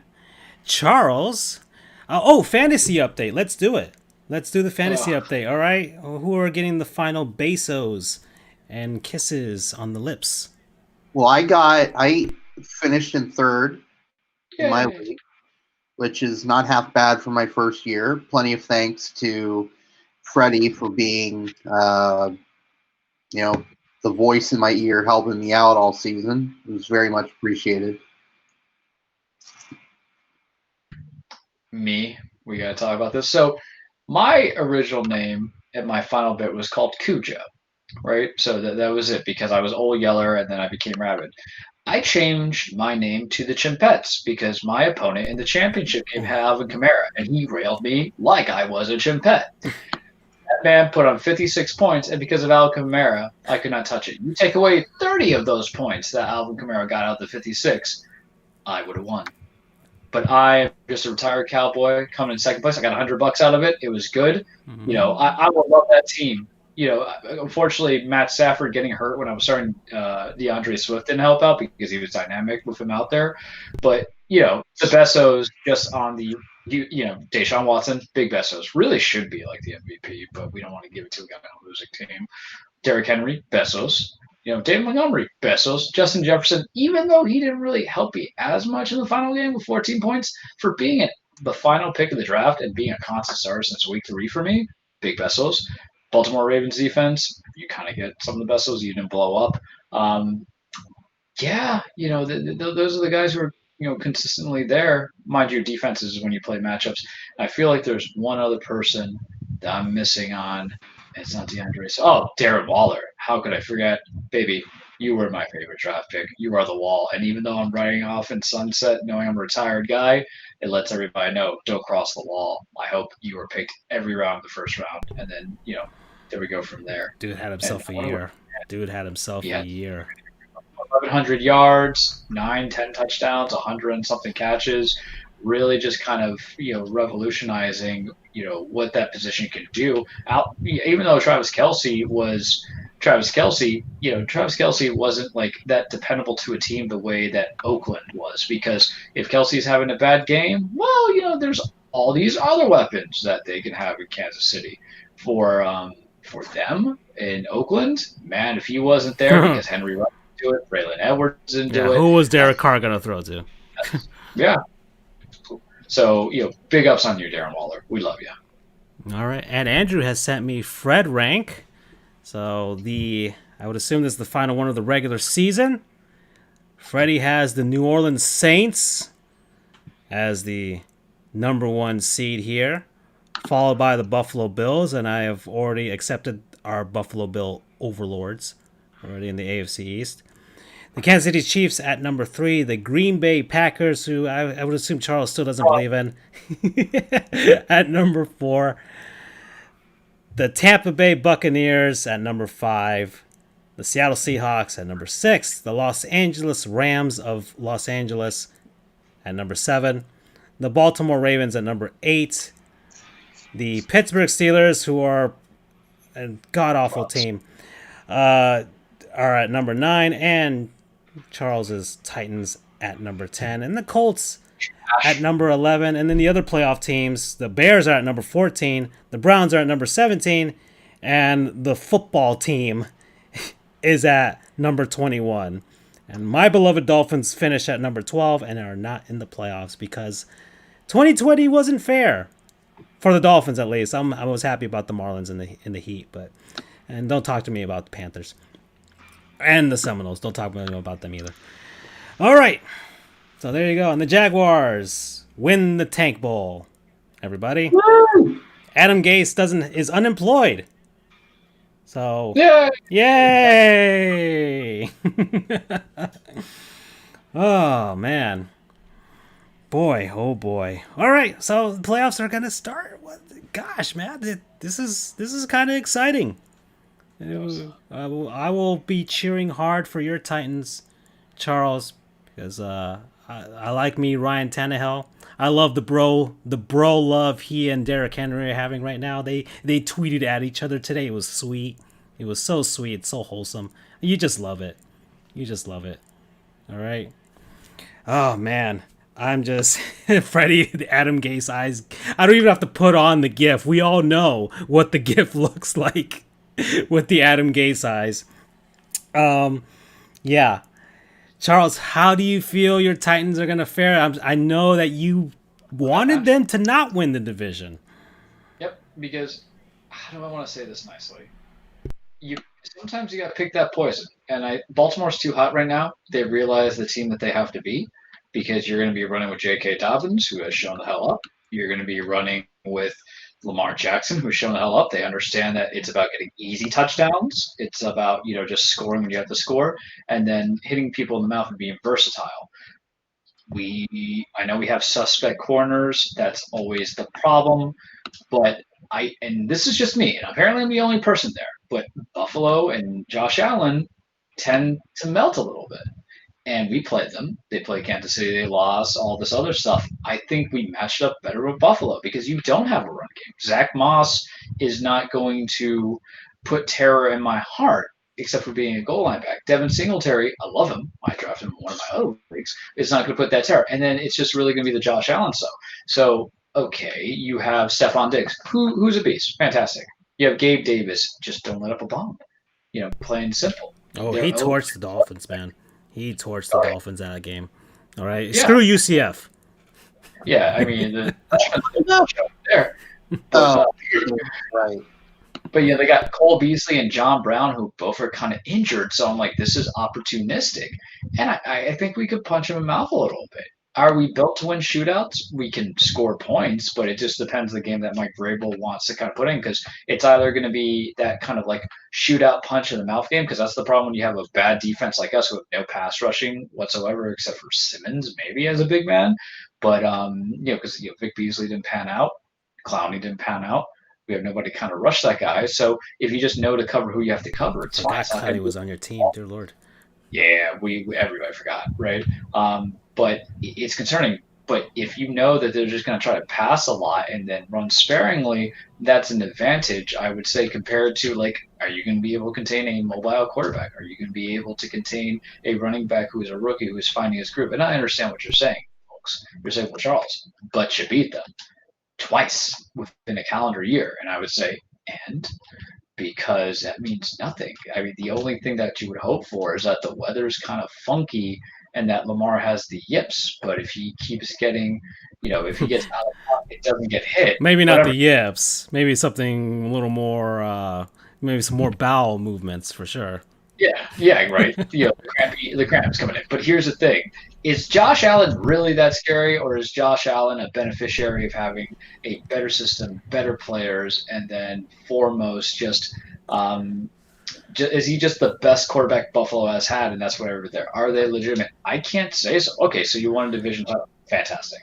The AFC East kind of prompted a little bit going from there, but I'm just not a guy that's sold. But I think we could beat them. I don't think we are going to beat Baltimore. And, we're going to get embarrassed. So that was me kind of hoping that, and if I ate crow on it, that'd be fantastic. But I think when we go to Baltimore, they come in and slap us in the face, and then they're going to play whoever. And then Buffalo, I forgot who they get seating. They get who's the other one? All right, so let's go over the matchups. And we can briefly talk about them little by little, but so that's so we got Tennessee, versus Baltimore. So we talked about that. We've got the Indianapolis Colts versus the Buffalo Bills. Oof. Yeah. Indianapolis outdoors in Buffalo. John Yeah. the Tanner can carry that ball and Yeah. have the yards. So, yeah, that's not going to look good for them. You have the Chicago, the Chicago Bears versus the New Orleans Saints. That's a gotcha game. Yeah. Colorado Bears went straight up. The Los Angeles Rams versus the Seattle Seahawks. The most uneventful game. They don't even have a real rivalry, man, and like they're in the same division. I mean, it should be a good one. Should be a good one. Especially that division was pretty close for the most part. Yeah, but I mean, I'm more excited for Cleveland and Steelers because that one's gonna be fun. That was the one I was gonna pick next because that was one. Of course, the Steelers freaking were trash to not win versus Cleveland until the Dolphins get in, but because of that, I want Cleveland to win because F the Steelers because of that. F the Steelers, I F the want Colts, F them all. F them all. All right. So, but yeah, that's going to be a fun game. Ooh, that is I'm definitely going to watch that one for sure. But everybody has COVID or CV on that team, even their coach. So it's like, what's that advantage coming in? Yeah, that's true. Then we have Tom Brady versus the football team. Why is that primetime game? Are we just like tickling Tom's deflated ball so much that we have to give him a primetime game? Yeah. Like all the things. You can get that in 15 games? I mean, it's really the only way people are going to want to watch the football team, right? If it's primetime. Yeah. It's like, oh, yeah, I guess the game's on. Let's watch it. I'm pulling for that 7-9 team. Oh, yeah. Oh, yeah. I mean, could you... Carrier. You imagine the Buccaneers, because I think they had the longest playoff drought until this happened. But the Buccaneers, all this time, we finally put together this. They get Bruce Arians, they get Tom Brady, they get Gronk, they finally put together this team, and then they lose to a team that, man, this is the worst team to ever make the playoffs. Maybe I'm not even sure. Or at least from the worst I think the Saints, the 2011 Saints were a bit worse than them. Well, regardless, this is not a good football team, and it's not from a good division. And man, I don't know. And they're on the road, which is so crazy with this. They're on the road, but yeah, because it's in prime time, I'm probably gonna watch it. I'll probably be streaming something, and I'll probably have it on the side and be like, let's see what goes down. So yeah, out of all these games, the one I definitely really do want to watch is Pittsburgh versus Cleveland. That should be really fun. Man, I don't have any predictions as to who's going to win the Super Bowl. Yeah, to be honest. Yeah, it's tough. I mean, it's fair. It's a fair season because it's anybody's play. I just know who I want to play itself because you mentioned Buffalo. If we had them in the snow, Derrick Henry runs. In Tennessee, it's a little bit fairer weather, so I don't know. But listen, if we win, that's fantastic. But AFC, you know who your favorites are. It's Kansas, it's Buffalo. I'm not a Pittsburgh guy, so I can't say for sure. No, Pittsburgh. No, Pittsburgh's not. That's a fraudulent record that they have. We all know this. There's no way that they're that good. There's no way. There was no reason that they should have started the season that long undefeated. There's no reason why. They kind of lucked out. Yeah. And I am kind of the opinion, for whatever reason, that I feel like the Saints-Bears game is a gotcha game. Because even though Mitchell Trubisky is not excellent, they got blown out by Green Bay, for them, their season starts today or this Sunday. So it's easier for them because I look at the Saints and I'm like, Kamara is going to be out for the playoffs because, the CV. You're going to be relying on, what's his face? Latavius Murray. I don't even know if Michael Thomas is playing. Yeah, I don't even know if Michael Thomas is playing, you guys. So, when we do Taysom Hill, procedures again, they're bare bones deficient, so they might really be lacking. Yes, you beat the Panthers. Fantastic. It's the Panthers. That's a team that doesn't know if they want to walk left or right. And they were also no Mike Davis and no CMC. So I'm just saying. The Bears have won like games that we were like all of us like, why are they even here? So yeah, that does seem like the MO for the Bears to probably sneak in a victory and upset. And wouldn't you love it? Because that would be the end of Drew Brees, right? We can just finally say it's time. Please wait. I think I read Drew Brees is retiring. I don't know. I feel like he would. I mean, he has nothing more left to prove. Drew Brees reportedly expected to retire after NFL season, clearing path to NBC broadcasting role. Oh, he's gonna get paid. That's what he wants. He's gonna get paid. He wants that Tony Romo money. That's Dude, what he wants. If he's knowing based on, I don't know, Tony Romo is fantastic as a commentator. I can only imagine how good Drew Brees would be. Well, we'll see. I mean, who was it? Was it Jason Witten that was awful? Who yeah. I mean, we could always have one of those. That would be funny.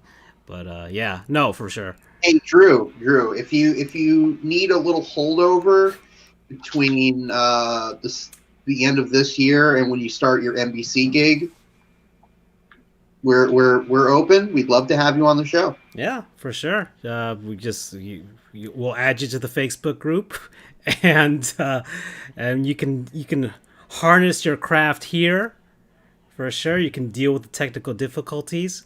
All right, you'll have a lovely Russian and Indian audience to talk to. So that's gonna be that's what we can offer you. We love Taco Bell. If you can get them in as a sponsor, I know you have. I know you could pull those strings. That's all we ask for, Drew Brees, is if you can get us the Taco Bell sponsorship. Like, seriously, that's all we ask for. You can take. We'll name the show after you. It will be the Drew Brees Show, presented by Taco Bell. And we are totally fine with selling out like that. You screw it.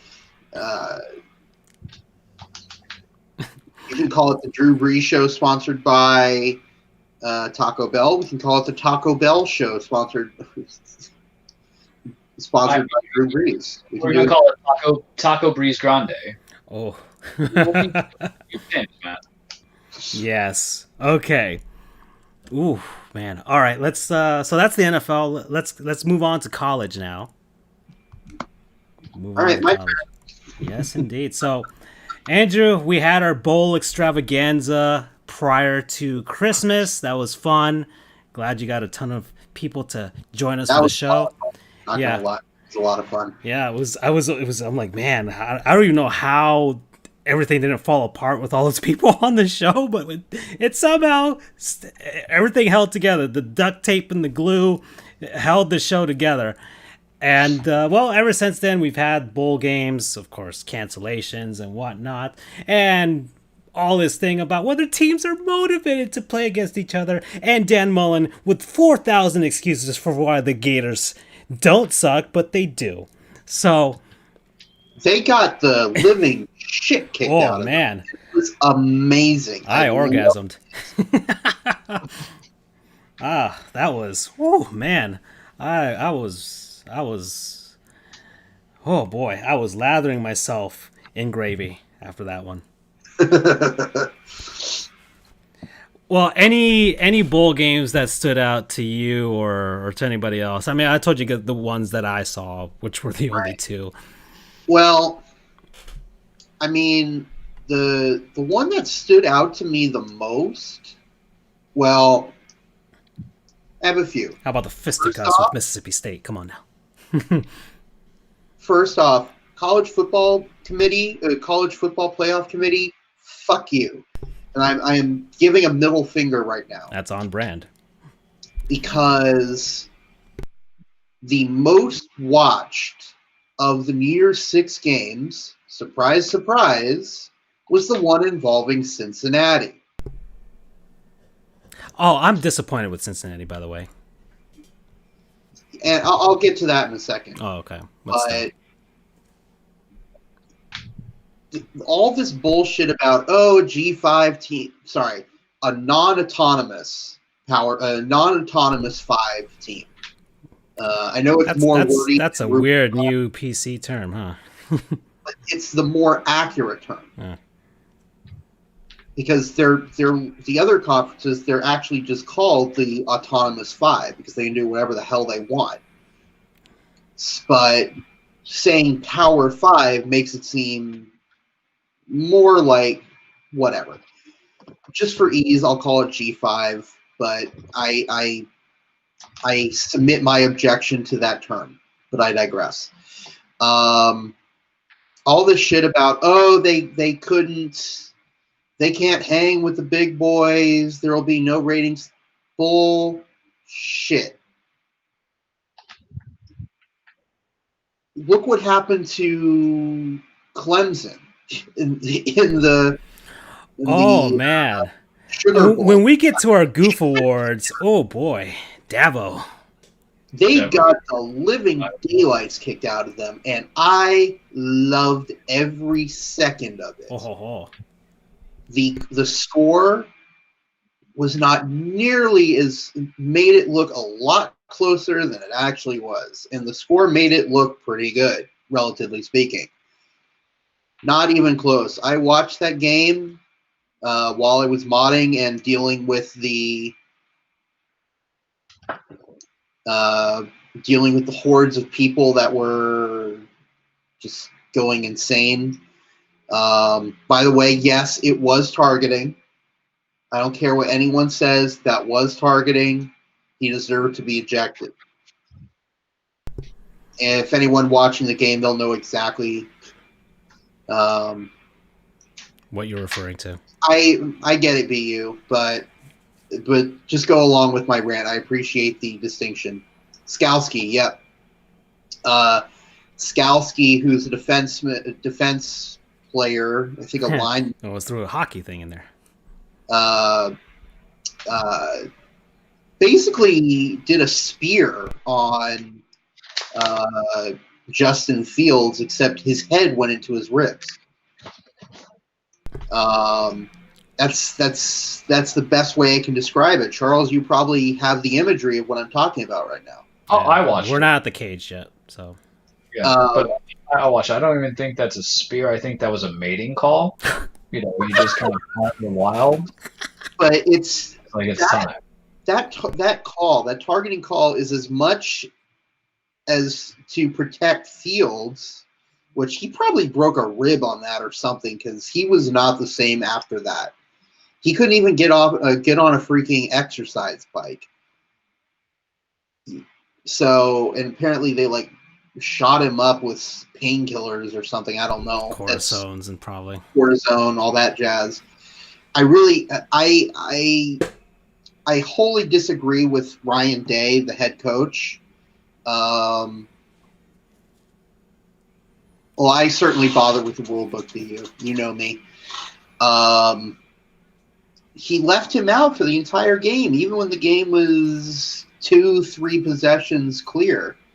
It made absolutely no sense to me. The game was in the bag, and you still left him out there to potentially injure himself more. I was really not a fan of that. But anyway, going back to my initial rant, you can't tell me that Cincinnati would do any worse or would be blown out any worse than Clemson just got the shit kicked out of them. Or Notre Dame, for that matter.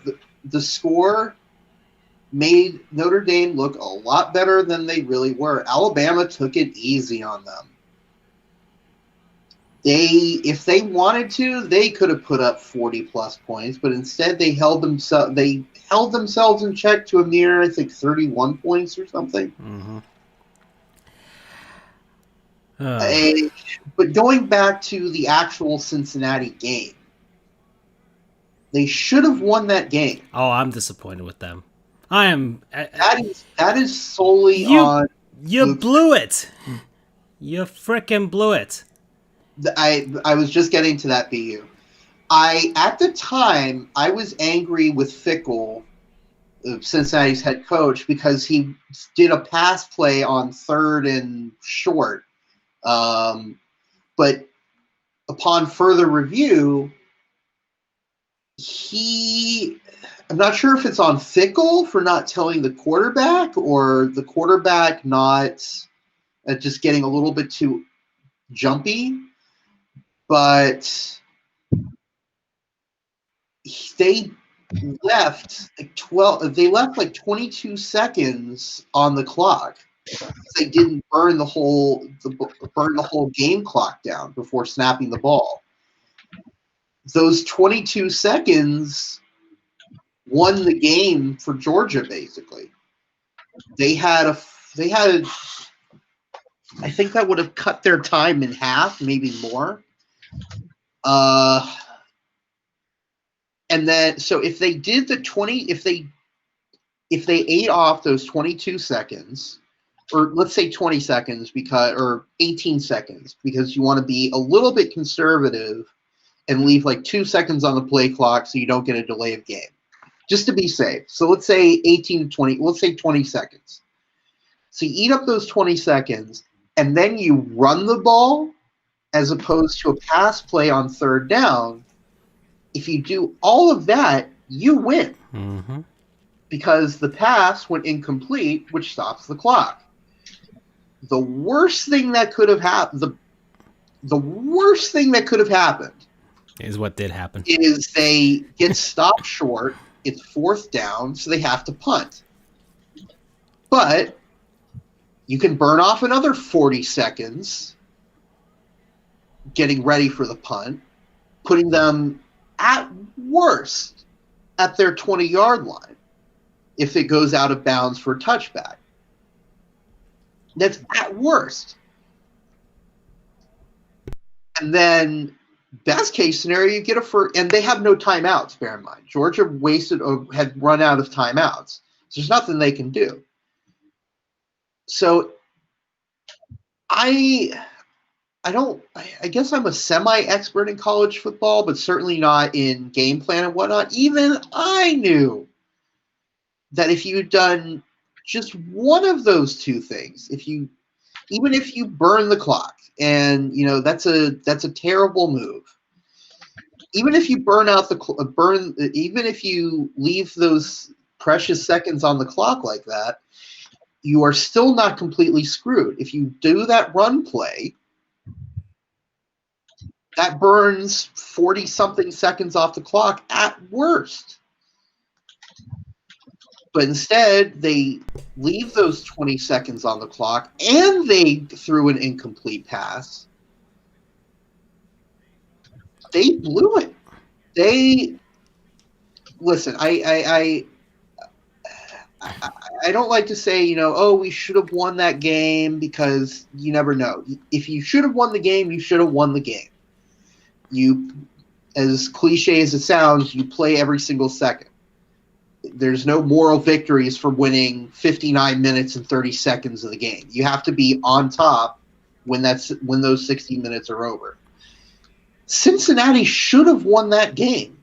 Yep. They blew it. And, I feel bad for Cincinnati, because, they're a good team. They are a very good team.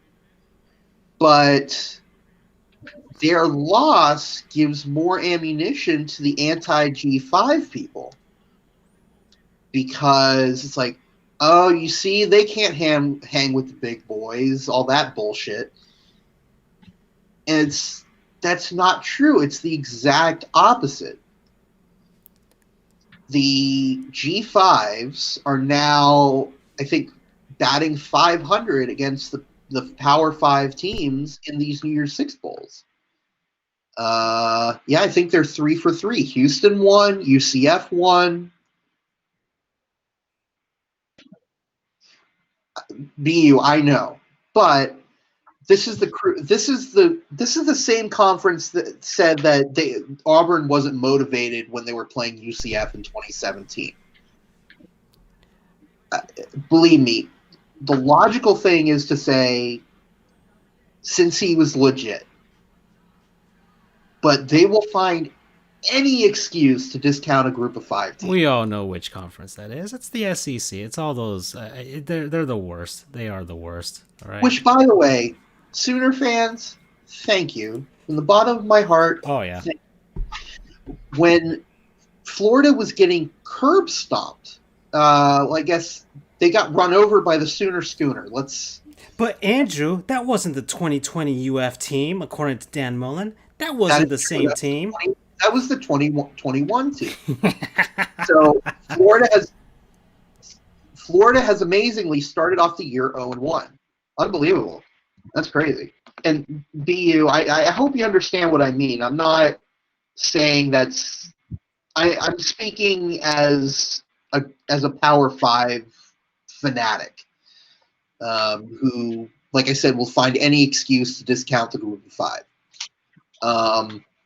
But anyway, the Oklahoma fans were chanting SEC, SEC, which was amazing. I loved it. Oh my God, I loved it. Because, as everyone may or may not know, that's kind of the rallying cry for the SEC fans. I think we're on the same page here. Yeah. Excellent. No, we all understand. It's stupid, and I'm so glad. I am so glad that the Oklahoma fans called them out on that shit. And it's especially the fans and or alumni of teams that suck in the SEC. All right, like if you're a Vanderbilt fan, you shouldn't be chanting anything. Unless you're cheering for your baseball team. That's probably like the only good team that they have. I don't even know how their college basketball team's doing. But regardless, you're trash in football. And you know you're trash. Tennessee is a dead program. You know you're a dead program. Sorry to my brother-in-law, but Mississippi State, LOL. Ole Miss, LOL. I mean, God, man. You guys are lucky Texas A&M joined you. Anyways, Andrew, we're going to have to move on, man. All right. This rant, it's nothing that we haven't had, the sentiments that we haven't expressed on this show before. Definitely expressed it during the bowl extravaganza. Yeah, I know. Like, we were all just kind of like, ugh, this is the football playoff final? Ugh. But Cincinnati, I will leave you with this. You blew it. And it's your own fault. It's your own fault. And it's supposed to be the Atlanta/Georgia team that chokes. That is the narrative, and you screwed it up. All right? Yeah, you could have kept it going. The Falcons, the Braves, the Hawks don't even matter. Georgia, the Georgia Bulldogs, we all know they choke too. It was supposed to keep going, man. God. Ugh. No, I'm lumping the entire state together, BU. All of them. All of the Georgia teams. Every single one of them. He does not like that statement. I actually like Atlanta, the city. All right? They have good chicken wings at their strip clubs. And they have a fantastic aquarium. They have whale sharks. I can't fault anybody for having whale sharks. All right, boys. I don't think I'll be able to get all of the Saul segments that I had planned, but that's fine. I don't. And we can roll them over to the next episode. I think we hit pretty much everything else. Baseball was not really much news going on for the most part. And yeah, I'll move everything on to the next episode. I won't go through everything here. Let's get to... should we do the Cage or should we do the Goof Awards? It's up to you, Charles. I think awards are always final. Okay. So... I like... Yeah, because you're going to talk about something heavy, and I want us to end on a high note for sure. So Yeah. let's head on over to the cage. All right, let me just save this game real quick so I can welcome everybody to your weekly Trueplex, the cage with Charles. I understand the fact that I was not weekly. Well, you know what? I'm a liar. All right, plain and simple. But you know what's not lying here? Wrestling. What is wrestling? It is a stage fight. It's a dance. It's ballet. It is poetry in motion. It is men and women chasing after championships. It is men and women trying to beat the holy hell out of each other to prove themselves and get blood feuds, everything like that. And it's just sometimes a good time, and then sometimes it's really a kick in the balls, and that's the only way I can say it. It's been a long time since we spoke, folks. A lot of things were happening. I'm going to kind of keep it brief to talk about something heavier in there. So what do we know? AEW, new world champion. Kenny Omega beat Jon Moxley. He is now your AEW champion. The match was not that good. I watched it. People need to get off of that. It was like a 3-5 at best. It was a schmoozy ending because from that match came the announcement that TNA and AEW, we're going to be doing crossover work together. Okay, fine. We're going to talk about AEW in a second, but that's like the highlight into it. New Japan last night had Wrestle Kingdom 15. I heard it was excellent. I have not watched a lot of Wrestle or New Japan because they were severely affected by the CV situation. Plus, I wasn't very big on Evil beating Tetsuya Naito for the double championships, but it was a 2-night event. Kota Ibushi, Mr. G1 Climax winner, finally got the titles. He beat Naito on night 1 and defended him successfully against Jay White on night 2. I don't like things coming at the effect of Naito. You know, if you see the whole thing, if he was a heel and Kota was a good guy, because Kota is a good guy, then it's fine, but there was necessarily a payoff. I was concerned that Jay White was going to win the double belts, but it didn't happen, thankfully. I watched some of the YouTube clips of some of the matches. I heard Okada Will Ospreay was fire. I will watch it to make that determination. I heard Jay White, who I'm not sold on, but I can get why some people are. His match with Kota Ibushi was fire. There's comments and questions I have about the booking that's happened in New Japan. They have a new stable that's going on. Will Ospreay, Great O'Karn, and Jeff Cobb called the Empire. If you have everybody legitimately lose at the biggest pay-per-view of the year, how are they supposed to get over as a stable? Because, you know, New Japan's very stable-esque. It's very focused on the stables. You have the Bullet Club. You have Los Ingobernables de Japón. You have, I actually said that better with no wisdom teeth and stitches in my mouth. You know, look at that. You have the Suzuki Gun Club. It makes no sense to me. But, you know, New Japan is doing something that I think they need to focus on, which is create new stars. Kota's 38. Naito's 39. Tanahashi's like 44. Minoru Suzuki's like 53. I mentioned each time we talk about New Japan, you got to figure it out, man. Because if this is it, if this is all you got, you're going to be irrelevant for a couple of years down the line. So keep on to it. What's New Japan known for? To give like a little Uncultured Swine to Little Goose segment? Stiff style wrestling, better ring psychology. Not good with the entertainment aspect. You know, there's talks about them getting a weekly deal, but I don't want to watch the stuff on the TV. I'll just watch the pay-per-views, man, or YouTube highlights. On the TV, I'll just watch the pay-per-views, man, or YouTube highlights. Whereas WWE might get my blood pumping. And boy, in our time, guys, it did get my blood pumping. Roman Reigns is a gift. Kevin Owens is a gift. I have absolutely loved their feud. They had a match at TLC that was a TLC match, Tables, Ladders, and Chairs, and it was just beautiful. It was basically sex on wheels. I don't know how to describe it. I love Kevin Owens. I think he's very much the and I really wish Vince would just pull the trigger on him and give him that big push to have him be the one who officially beats Roman. But I just love what he does in there. They told the story. They have history. Roman as the Universal Champ who needs help is delicious, and they're continuing this feud. They had a match on SmackDown after TLC in the steel cage, and once again, Jey Uso helped out. And then they're probably going to have a last man standing match at Royal Rumble. We'll talk more about that. I'll also be more vocal and more speakative or talkative on that point. There's some things that are lame that are happening. Goldberg's back. He's challenging Drew McIntyre. I'm laughing because I don't like Drew with the belt. He won the title again from Randy Orton. I don't know if I gave you guys that update. Randy Orton burned the Fiend alive. A lot of weird stuff. I saw that. Yeah, so it's like a lot of things in there will kind of digress. But the problem is, you know, with wrestling, you don't look into the past. You always move forward. But Goldberg and Drew McIntyre is what I tell my paralegal, that Drew is not a draw as a champion. Drew is not a draw as a face. I think he'd be better as a dominant, cocky heel. I like Drew. I like him as a face. But the minute Vince goes into Goldberg mode, bad things happen. How do we know? Because around this time, last year, February 2020, that's how you know, what was worse, you guys? CV or Bill Goldberg beating the Fiend at the Saudi Arabia show to win the Universal Championship? I know my answer. But point, I mean, look on that screen. You have a young, fit, beautiful young man in Drew McIntyre looking the part, and you have this guy who looks like he still is a weekend warrior on his motorcycle trying to pick up them 25-year-old broads at the bar saying, come with me if you want to live. And Goldberg's apparently a nice guy. There's some rumors in the back that he's addicted to the locker room. But the fact that we're going to get this match, the Royal Rumble, and the promo made no sense when he was like, and then my dogs are barking. But the promo made no sense. Like, you're disrespecting the old guys. I'm like, Randy Orton literally killed like every legend a couple of months ago. He beat up Ric Flair. He beat up Christian. He beat up The Big Show. But Drew came out there. It's like a logical writing.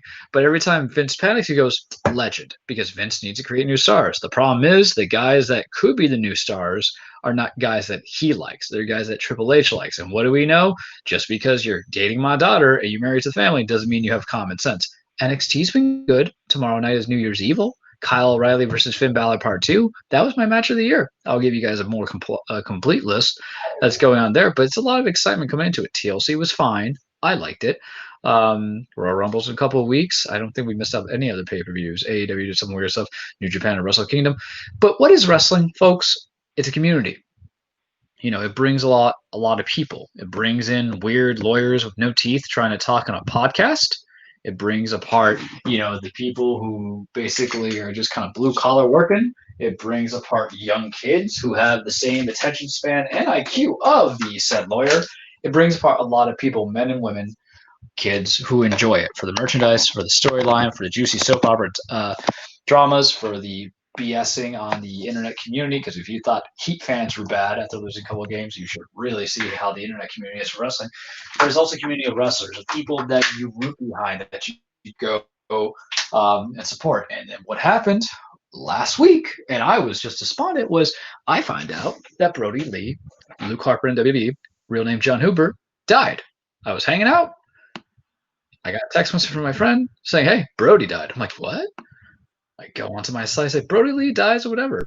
No one knows what the issue was. Apparently, he was at the Mayo Clinic for the last 2 months, and I was despondent. This was a guy who I saw the talent. Big man, could work into the ring. You guys heard me talk about him often on the show when he debuted on AEW. I wanted him to be booked to the moon, And then, so I'm going to say it right out, Cody, because I always call you out and stuff. I like you. I remember several shows back, I said, oh, he won the title from you and he dropped it down to you. You're Triple H-ing it. If I'm believing this is in relation to what happened to his physical condition, so my bad. But it hit me so damn hard because he was really just getting that second life coming into it.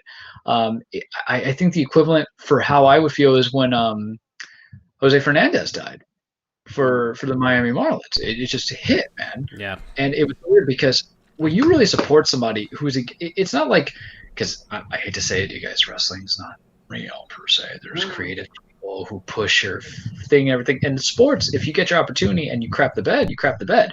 You can be gifted in all ways, shapes, and form. But if you're into, quote, Brody, who said on his podcast or his podcast interview with Jericho, if you're trying to appease an audience of one, you're never going to make it.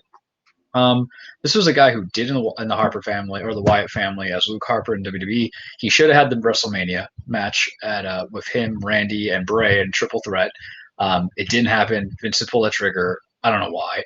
He was able to come back, lead the Dark Order, who was hysterical on being the Elite, the little webcast show that they have before their shows during the week. They start off on Mondays, but also he can go in the ring. He had a couple exceptional matches. He was really coming in second chance, and then something was happening with his health. They say non-COVID lung issue. I'm not here to speculate what it was. I don't really care. He's dead. It doesn't come away from me.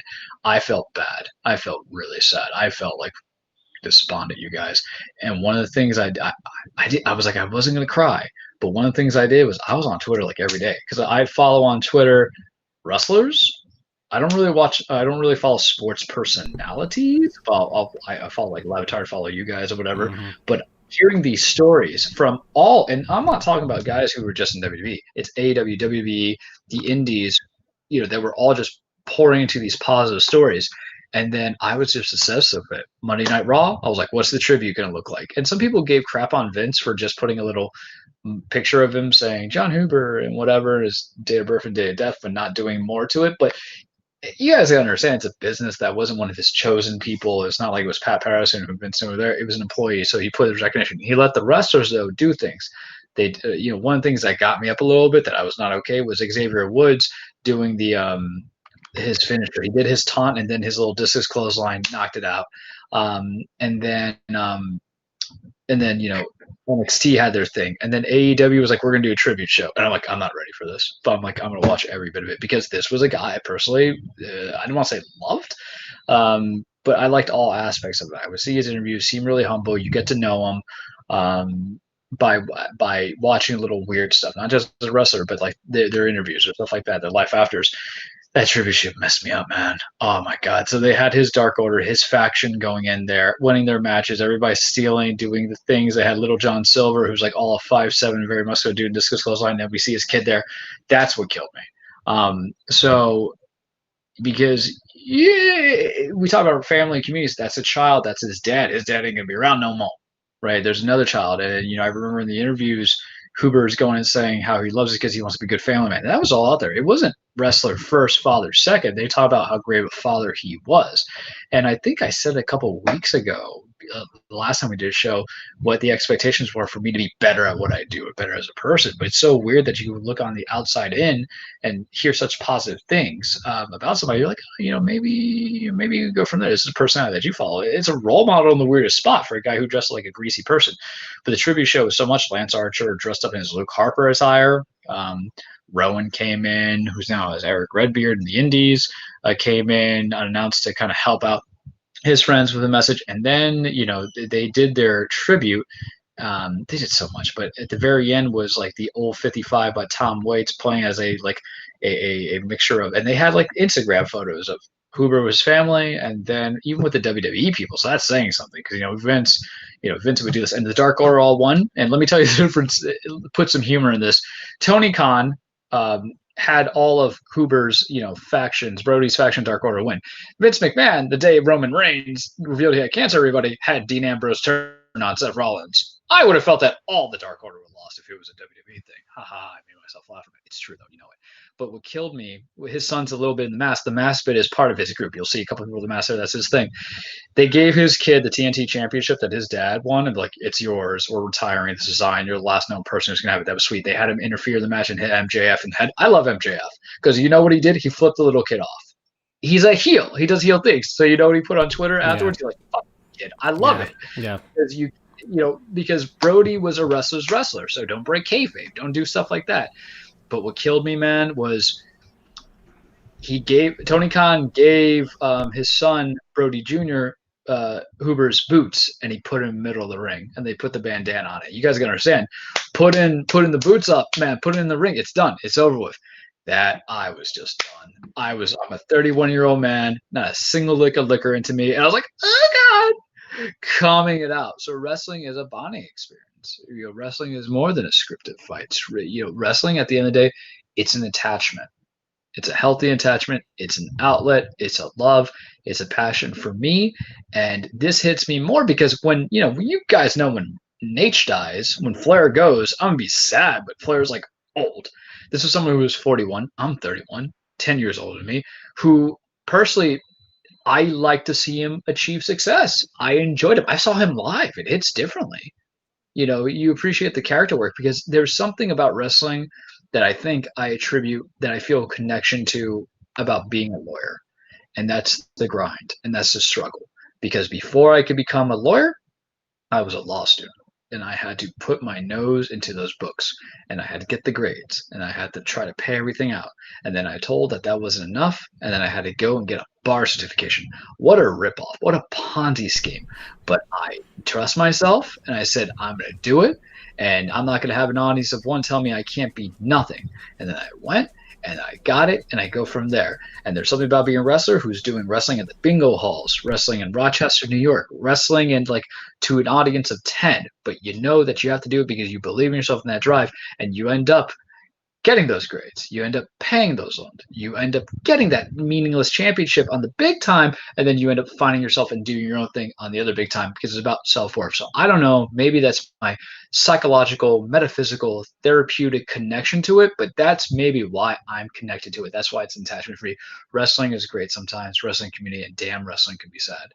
So John Huber, Luke Harper, Brody Lee, rest in peace to your family, You have a great community because everybody's had said great things, and I can't stress more on it because I feel like I would damn the nice words I've said, but also not say enough of what it feels for everybody in there. But what I will say is this on this prospect before we go to awards: if you love people, tell you love them. If you value people, tell you value. If you have your wisdom teeth removed, think about getting that Wendy's Baconator because I'm gonna eat because life is short, dog. You know what I'm gonna get? Because I lost some weight, man. I've been having cream of chicken and tomato soup and pudding, and my tummy was really upset today because I had to take some hard ass Tylenol, and my teeth are fine, nothing has popped, but I hate it. So when these things are gone, breakfast baconator for breakfast. You know what I'm getting for lunch? I'm getting myself some Taco Bell, and then what's gonna be for dinner on that? I'm gonna eat some pizza. Yeah. Because is a gift. That's all I got for you. Beautiful, Charles. Very beautiful. Very beautiful words. All right, boys. Well, we're getting towards the end of the show. But because this is a 2020 year in review retrospective, I think it is appropriate that we should have some awards, right? Oh, yeah. And really, there's not going to be much. I feel like we should have a real MVP of the year, a goon of the year, maybe even a non-sponsor of the year. We're not going to go too deep. This isn't the ESPYs. We're not going to have all these categories. We didn't even really think about it that much, to be honest. All right, Charles is getting his teeth pulled out. Andrew's over here trying to not kill the Florida Board of Bar Examiners. And I was trying to conquer the Taco Bell Chalupa, which I did. And was probably the most significant thing that I accomplished in the last month. Oh, and by the way, for the Florida Board of Bar Examiners, if you're listening in on this, I don't mean that I literally want to kill you. I'm just very frustrated with you. Oh, I wanted to kill them when I was doing the exam. So I will. You can say that now. They have no control over you. Oh, well, my deathly stares at them during the exam, I didn't have to say a single word. They knew. They still have control over me until 30 days after I pass the bar. So do the thing, Andrew. They will always have control over you. Do the thing, Andrew. Don't worry. Okay, well, let's go on, guys. So, I don't know if you guys have thought about it, but do you guys have a real MVP of the year?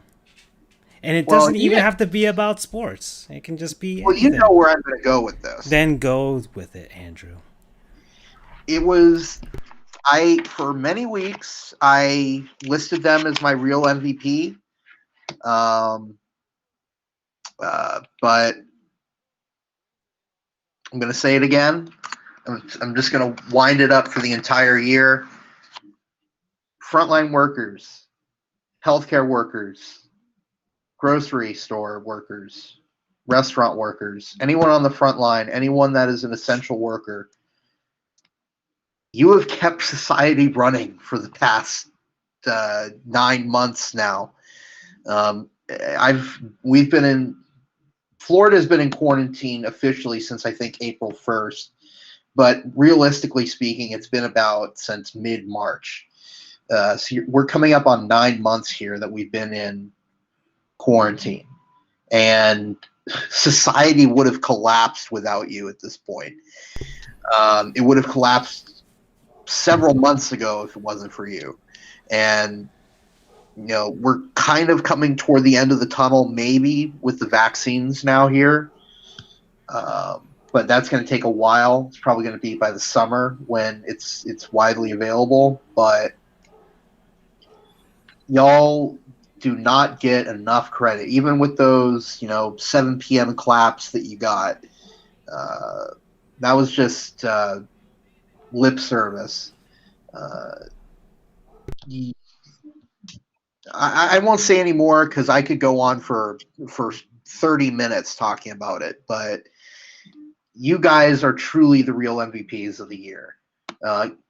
You're always the real MVPs, but none more so than this year.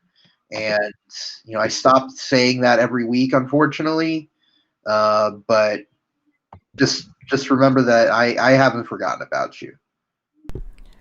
Well, I think they're that's gonna be the winner. I will throw a nominee out there anyways, regardless. Right, and I know that no one's going to come even close to them, Right. but I still wanted to throw that out there, and I have a couple of others, but I'll let you guys throw some in as well because I I will.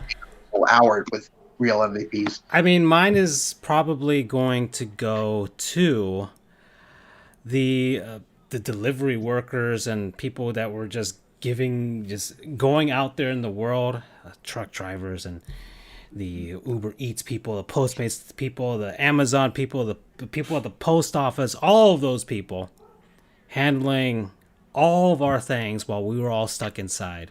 Yeah, And man. a lot of people don't think about them. And they handled some like just precious cargo for all of us: food, water, our entertainment for sure. In the United States, our election, our ballots as well. They handled all of those, and I know for sure that I mean, I told you guys about my Amazon thing. Gosh, man, those people that were out there and just delivering everything to us and making sure that everything can keep running while we are stuck inside for the most part. And so that's my nominee. I knew where you were gonna go with it, Andrew, and these are mine. These are mine because I can't tell. I don't know how much money I spent on DoorDash and Postmates and Amazon and who knows what else, and post office and all of that, all of those services and all those people that behind everything. So delivery people, those are my real MVPs of the year. How I are you, mean, Carl? I really don't have anybody because it's just kind of overstated, and this big thing you can't necessarily try to bring it into um, a sports profession to be like, oh, you're the real MVP. If anything, I've said a lot about Mark Cuban. If I had to make it sports related, because him trying to take care of his players, his people, his employees, Delonte West, and there's an agenda. I could be very cryptic about it, but I think it's just there. For the year, it's just I guess it's humanity being humanity in a good way, supposedly. Human beings being decent people, sure. But I agree with you guys on your statements. Okay, so that's our real MVP of the year. I think it's unanimous to all the medical staff, just all of those people. Andrew, And that's it. and one more, if I may. More, if I may. Go ahead. Uh, I'll get a little bit into sports. It kind of touches on sports a bit, but everyone this year who helped to push social change, to who did their part to try and make our society just that much better. On the sports side, you've got Lewis Hamilton, um, all of the sports leagues really, but really kind of the linchpin was the Milwaukee Bucks. Um, to everyone out there, as as awful of a year as that was a major bright point. And hopefully that trend, that movement doesn't die with 2020, and it continues on, and some long-lasting change finally comes. Okay. All right. So now we've done real MVPs. What about the goon of the year? Who was especially douchey? Dabo. Oh, in 2020, boy, do we have some people. So Charles, you threw out Davo. Oh yeah. Devil Swinny. Good old Devil Swinny, huh? I mean, Yeah. he's starting off 2021 just being that because his complete. I mean, them, the NCAA, but it goes into Dabo because he's really stuck into that backwards hillbilly mindset of how to treat these young men and obligatory the women too on the campus because everybody had CV, everybody. he wouldn't want to cancel. He didn't want to do anything, and he talked a lot of big trash talk, and he got his comeuppance. But just because you got your comeuppance doesn't mean that you're gonna get away from this, pal. There's other stuff too. The fact that he's Dabo Sweeney, you're a grown man. Don't call yourself Dabo. You're that guy who probably calls yourself Jimmy when you're 55, but your name's James. Come on, man. Get it together. No offense to my name, Jimmy. I'm just using it as when you call yourself Chucky instead of Charles. Come on now. He's just ever since they won, he's kind of slowly become being unlikable in college football, and that's saying something because there's so many unlikable college coaches. Yeah, it's surprising. I like Nick Saban better than Dabo Swinney. Yeah.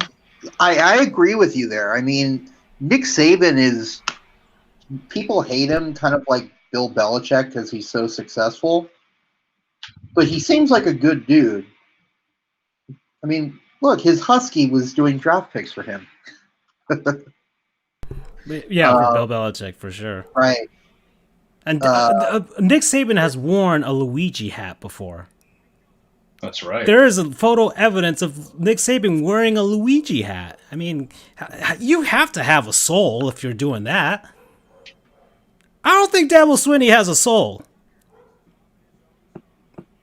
I really don't. I played Doom Eternal. I think I saw him in the game. I don't think he has a soul. I think Dabo Swinney will... He's the type of person that will stab you in the back the chance that he gets to move up in this world. He is definitely that type of person. I mean, case in point, this is a man who... Hold on. Dabo Swinney makes $9.3 million a year. And this is a guy who said if athletes start getting paid, he's out. Good. Yeah, he's not going to the NFL. Oh my God. What a douche. It's beyond tone deaf. It's, I used to have respect for him because, well, mainly because he was the quote-unquote underdog back at the beginning of all this, their meteoric rise. It was like, finally someone can beat Alabama. But now I just hate it. Oh, everybody in the AC, all the AC, we all hate them. We all want them to go down. How the SEC, they do the chant, no way. We are actively cheering for the day that Clemson falls apart. I mean, that's why, admittedly, I would have preferred Meteor take out the 4 teams this year. Because it's just, it's so boring this year with the college football playoff. I mean, the Ohio State's the only relative outsider because they haven't been in several years. But anyways, Dabo, asshole. All right, I'll throw mine out there. Rob Manfred. Damn it, you took mine. Yeah. He's an old favorite. Come on, Andrew. All right, I knew you were going there, but damn it. Oh, we can. Don't worry, we can tag team with this. Okay. Rob Manfred. All right, y'all know I didn't do it for this episode, and I should do it next episode because there is a minor league team that we do have to highlight next episode. Regardless, I do a segment pretty much almost every week called "Better Know a Minor League Team," and we have been learning about minor league teams from all across here. Places that we never heard of before, and we're learning about them. We're learning about these teams and places and people, and that's been fine, and it's been cool. But Rob Manfred, man, what kind of a year did you have? Oh, man, did you screw up in so many ways that I am trying to remember everything. Y'all remember when the Houston Astros were the biggest worry for us? And that was the way that Rob Manfred started, not punishing the Houston Astros for cheating to win the World Series in 2017 and probably win afterwards from there. Rob Manfred calling the World Series trophy a piece of metal, and that wouldn't be enough to suffice to fix everything with regards to the Houston Astros, even though that is literally what we want. All right, it's the SpongeBob meme. That's what we've been waiting for. And SpongeBob's looking at the grill and is like, he just wants us to cook Krabby Patties. That's exactly what we want. That's all we asked for. Just nullify the 2017 World Series. You didn't have to give it to the Yankees. You didn't have to give it to the Dodgers. Okay. That was how things started for him. But then the virus came. And the virus shut down everything, shut down Major League Baseball, forced me, to broadcast Major League Baseball games without the express written consent of Major League Baseball, but I did it anyways. And the plan to return, Major League Baseball had the chance to return first, and they eventually did amongst the four major pro sports in North America, but he flubbed up the negotiations with the players. That was what happened there. But Rob Manfred wasn't done. No! Going back to the minor league thing, Rob Manfred decided, you know what? We don't need all these minor league teams. And I'm sure the major league teams were also trying to save money because there's a lot of issues with regards to the minor leagues and paying players. And those guys are getting paid basically minimum wage to play in the minors. All right, they're not getting those big giant contracts. A lot of minor league players are working second jobs in the off season in order to make ends meet in all of these small places across the country. And major league teams, and this wasn't a virus thing that prompted Major League Baseball to completely gut the minor league system and having a lot of teams basically praying that they would retain affiliation with major league teams in order to sustain themselves. No, this was something in the works. This is something Rob Manfred was pushing towards. And it's sad, man.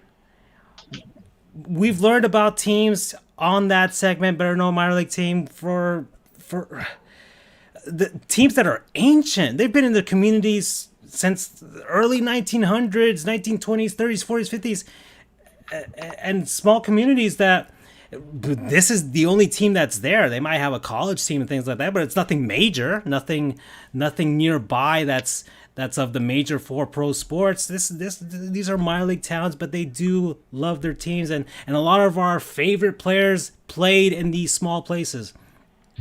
And he gutted that.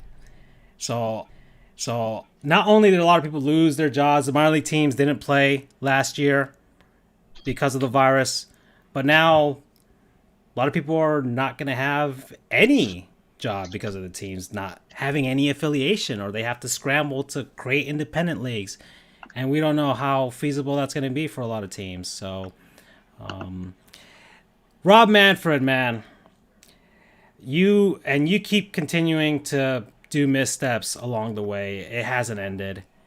And I think it's pretty not unanimous, but pretty darn sure 90% of or maybe even higher of baseball fans out there don't like you and don't want you to be the commissioner of baseball and don't want you to be a steward of the game. So you are my Goon of the Year nominee. And I'm sure Andrew agrees with me. Wholeheartedly. All right. Well, if those are our only two, and I'm sure there were plenty of other goons out there. There are so many more. I mean, you had a bunch of athletes that took in money that didn't need to take money from the government programs, like Tom Brady and a few other guys that, that weren't struggling during the virus. There's plenty of examples out there. But I don't know who to give it to, guys. I mean, was Dab? God, I feel like we complained about Rob Manfred the most out of anybody. I forgot about Manfred, honestly, but keeping in mind that Manfred, I mean, with Dabo, it's just more or less I hate kids. With Manfred, I F hate. them kids, like Michael Jordan. Manfred is like I hate players, I hate fans, I hate everything. So majority wise is fine, but I'm not against Manfred either. I think Manfred's a good choice. Yeah, as far as sports related guys, I feel like he's definitely up there, man. I think baseball got He's worse. got to be the winner. Yeah, baseball got worse because of some of the things that he did, and well, I mean, we talked with Jeremy Taché about the changes and stuff to the game. That's all surface level stuff, and that's all opinionated. These are the things that Radford that were legitimate concerns that he failed to properly address. So, all right, Rob Manfred, congratulations! You are the Goon of the Year. All right, we will send you. What's the What's the package? What's the prize package that he gets? I mean, Uh, the old school give him, we should give him a like a miniature World Series trophy. Junk, Yeah, we'll make it out of an aluminum can. Mm. We'll forge it. Yeah, because okay. As far as the real MVPs, all of you get chalupas. That's your prize package. All the real MVPs out there that of the year, all of you get chalupas. Go to your local Taco Bell. We cannot pay for it, unfortunately. But I mean, listen, yeah. For somebody, we might pay one. By the way, Francisco's giveaway for Battlefield 3. oh yeah, that's right. Gosh, man, I forgot. This will be on the podcast version, I guess. But if you want the Battlefield 3 code, just DM us on Twitter, follow us on Twitter at sports_goofs, and just be like, I want the Battlefield 3 code. Whoever claims it first wins. And it's the PC version, and you have to have an EA Origin account, so you might have to sell your soul a little bit. But that's the only version. So it's not the Xbox One or PS4 version. It's the PC EA Origin version. If not, it will go into my backlog, and I will probably play it in 10 years from now. Okay. Fun game. I remember playing it 9 years ago. Yeah. So, all right, boys. Now the non-sponsor of the year. We highlighted a ton of stuff, people, places, things that we liked, and I'm not. Gosh, man, is there one that's unanimous? Do we have one? We all have separate ones. All right. And I feel like, do we have our own that we can nominate? Okay, well, let me do mine. I'll do mine just to start. All right, mine is going to go to Anchor.fm. Mainly because they are one of the reasons why our show is trending in the right direction. Allowed us a lot of flexibility and freedom to go out towards the masses and spread the word of the Goofs. It's been quite a ride the last 2 months, thanks to Anchor allowing us to have this platform. We have our video streaming. Of course, that's what we're doing right now, recording live. But afterwards, I edit it and I put it in a podcast form so you all can listen to it on the go. And Anchor's been, man, they've been great about this, man. This is fun.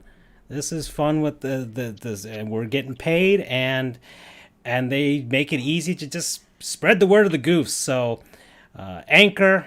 You are the reason why there is a Goof World Order now, and it's about like 15 or so countries wide now. So we're getting there, folks. We're getting there. All right. You hear that, Russia? You're not alone. So that's my non-sponsor of the year. My non-sponsor of the year is just Jabra. The headphones that I got. I remember when I had my headphones, my Sonys, they, fritzed out. I had to go through the endeavor of constantly getting them and what have you. These Jabra 75Ts allow me to kind of communicate for court when I have to appear via Zoom. I'm talking to them right now. I go on long runs. I'm going on 4 to 6 mile runs, so that's a lot of stuff. I sweat a lot because I'm a little piggy. and it's good water resistance. The sound quality is very good. It answers calls well enough. Reasonably priced, in my opinion. Black Friday, go buy them there for like $145. Treat yourself, people. Jabras 75T Elite. That's what I got. The Elite for the Elite. All right, Andrew. Well, I'm gonna cheat a little bit, but I cheat all the time when it comes to non-sponsors. But so what else is new? What's in your room? What are you looking at? No, no. Well, I have two, well, three actually. My non-product one is U2. Oh, yeah. Mm-hmm. I'm doubling up here today because, well, for one thing, you guys are a lot of fun to be around, even if remotely. I still remember not last year, 2019, when we got that lucky opportunity to go out onto the ice at the BB&T Center. Doing the show with you guys has really helped keep me sane. It's a fun way to kind of blow off steam each week. And then more importantly, you guys have kind of been my rock, if you will, and stabilizing force going through this bar prep shit. And, Francisco's helped me out today reviewing some stuff. Charles, inadvertently, you gave me a boost of energy when you were talking about, clawing your way up through the bar prep thing. And you guys have just been alongside me this whole time. I truly cannot thank you enough. Aww. I almost thought you said YouTube. I'm like, they suspended us in 2020. I'm like, you're thanking them for that? I mean, sure. Okay. Thank you. And as for a product, I guess I'm going to go way back to the beginning of the year, actually. And I'm going to go with Renfo. Renfo is the digital scale that my sister got for me last year. I have a Renfo scale. Well, there you go. That has, I've gained a lot of weight back recently. Thank you, holidays. Thank you. But the biggest difference, I think, for this past year when it comes to weight loss compared to all the other times in the past that I've tried.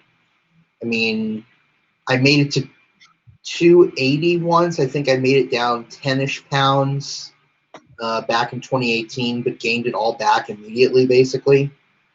Or was it 2019? I don't remember.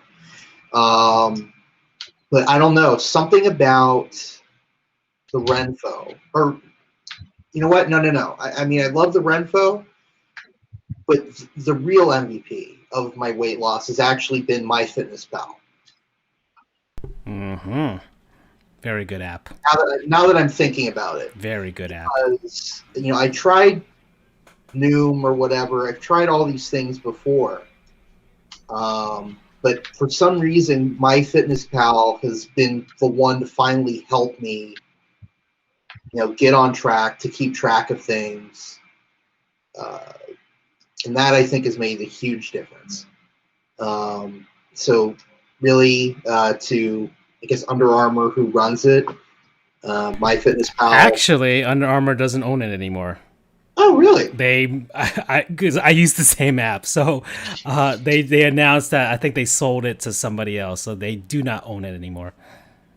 Huh? Because they still has the Under Armour logo on mine. I guess they haven't updated it yet, but yeah.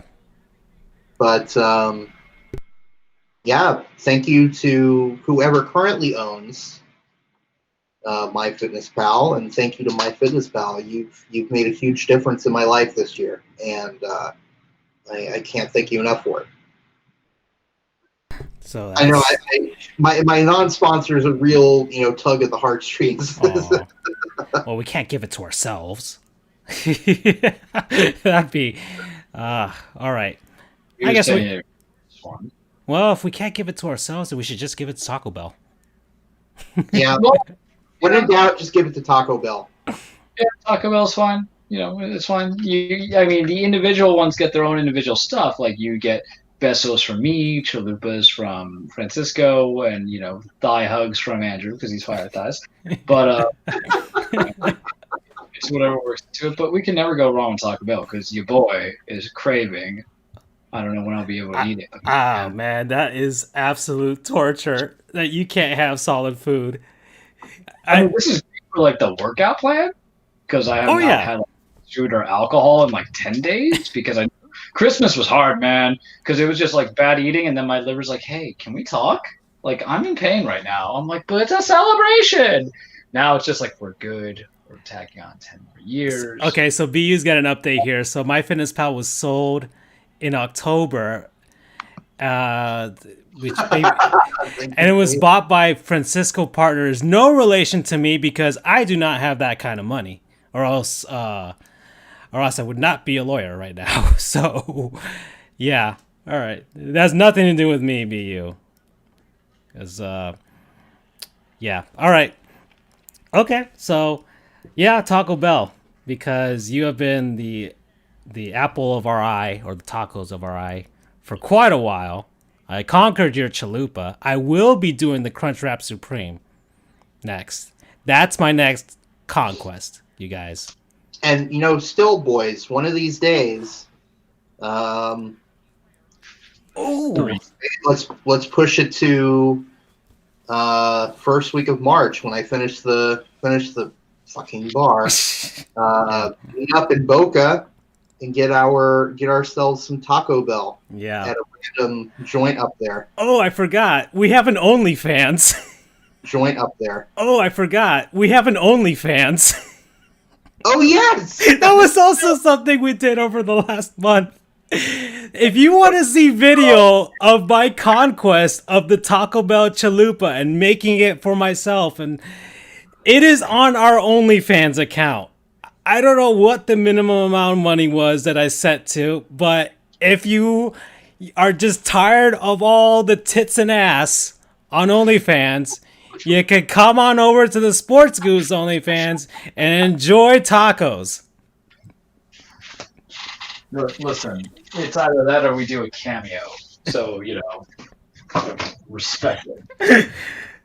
All right. Shirtless or naked either, unless you're into that, and I'll cost you $5. Yeah, exactly. So there you go, guys. Well, I think we can end the show here. This is one of our longest shows. I will edit it down. It'll probably be shorter in the podcast version.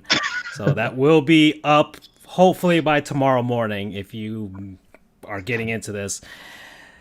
Well, season 5. That was fun. It's underway, ladies and gentlemen. So we will see you guys next week. I don't have much more to say. We talked a lot. Bye-bye. Good night, everyone. Eat Taco Bell for me. We get an icing here, and the face-off will be back at the other end.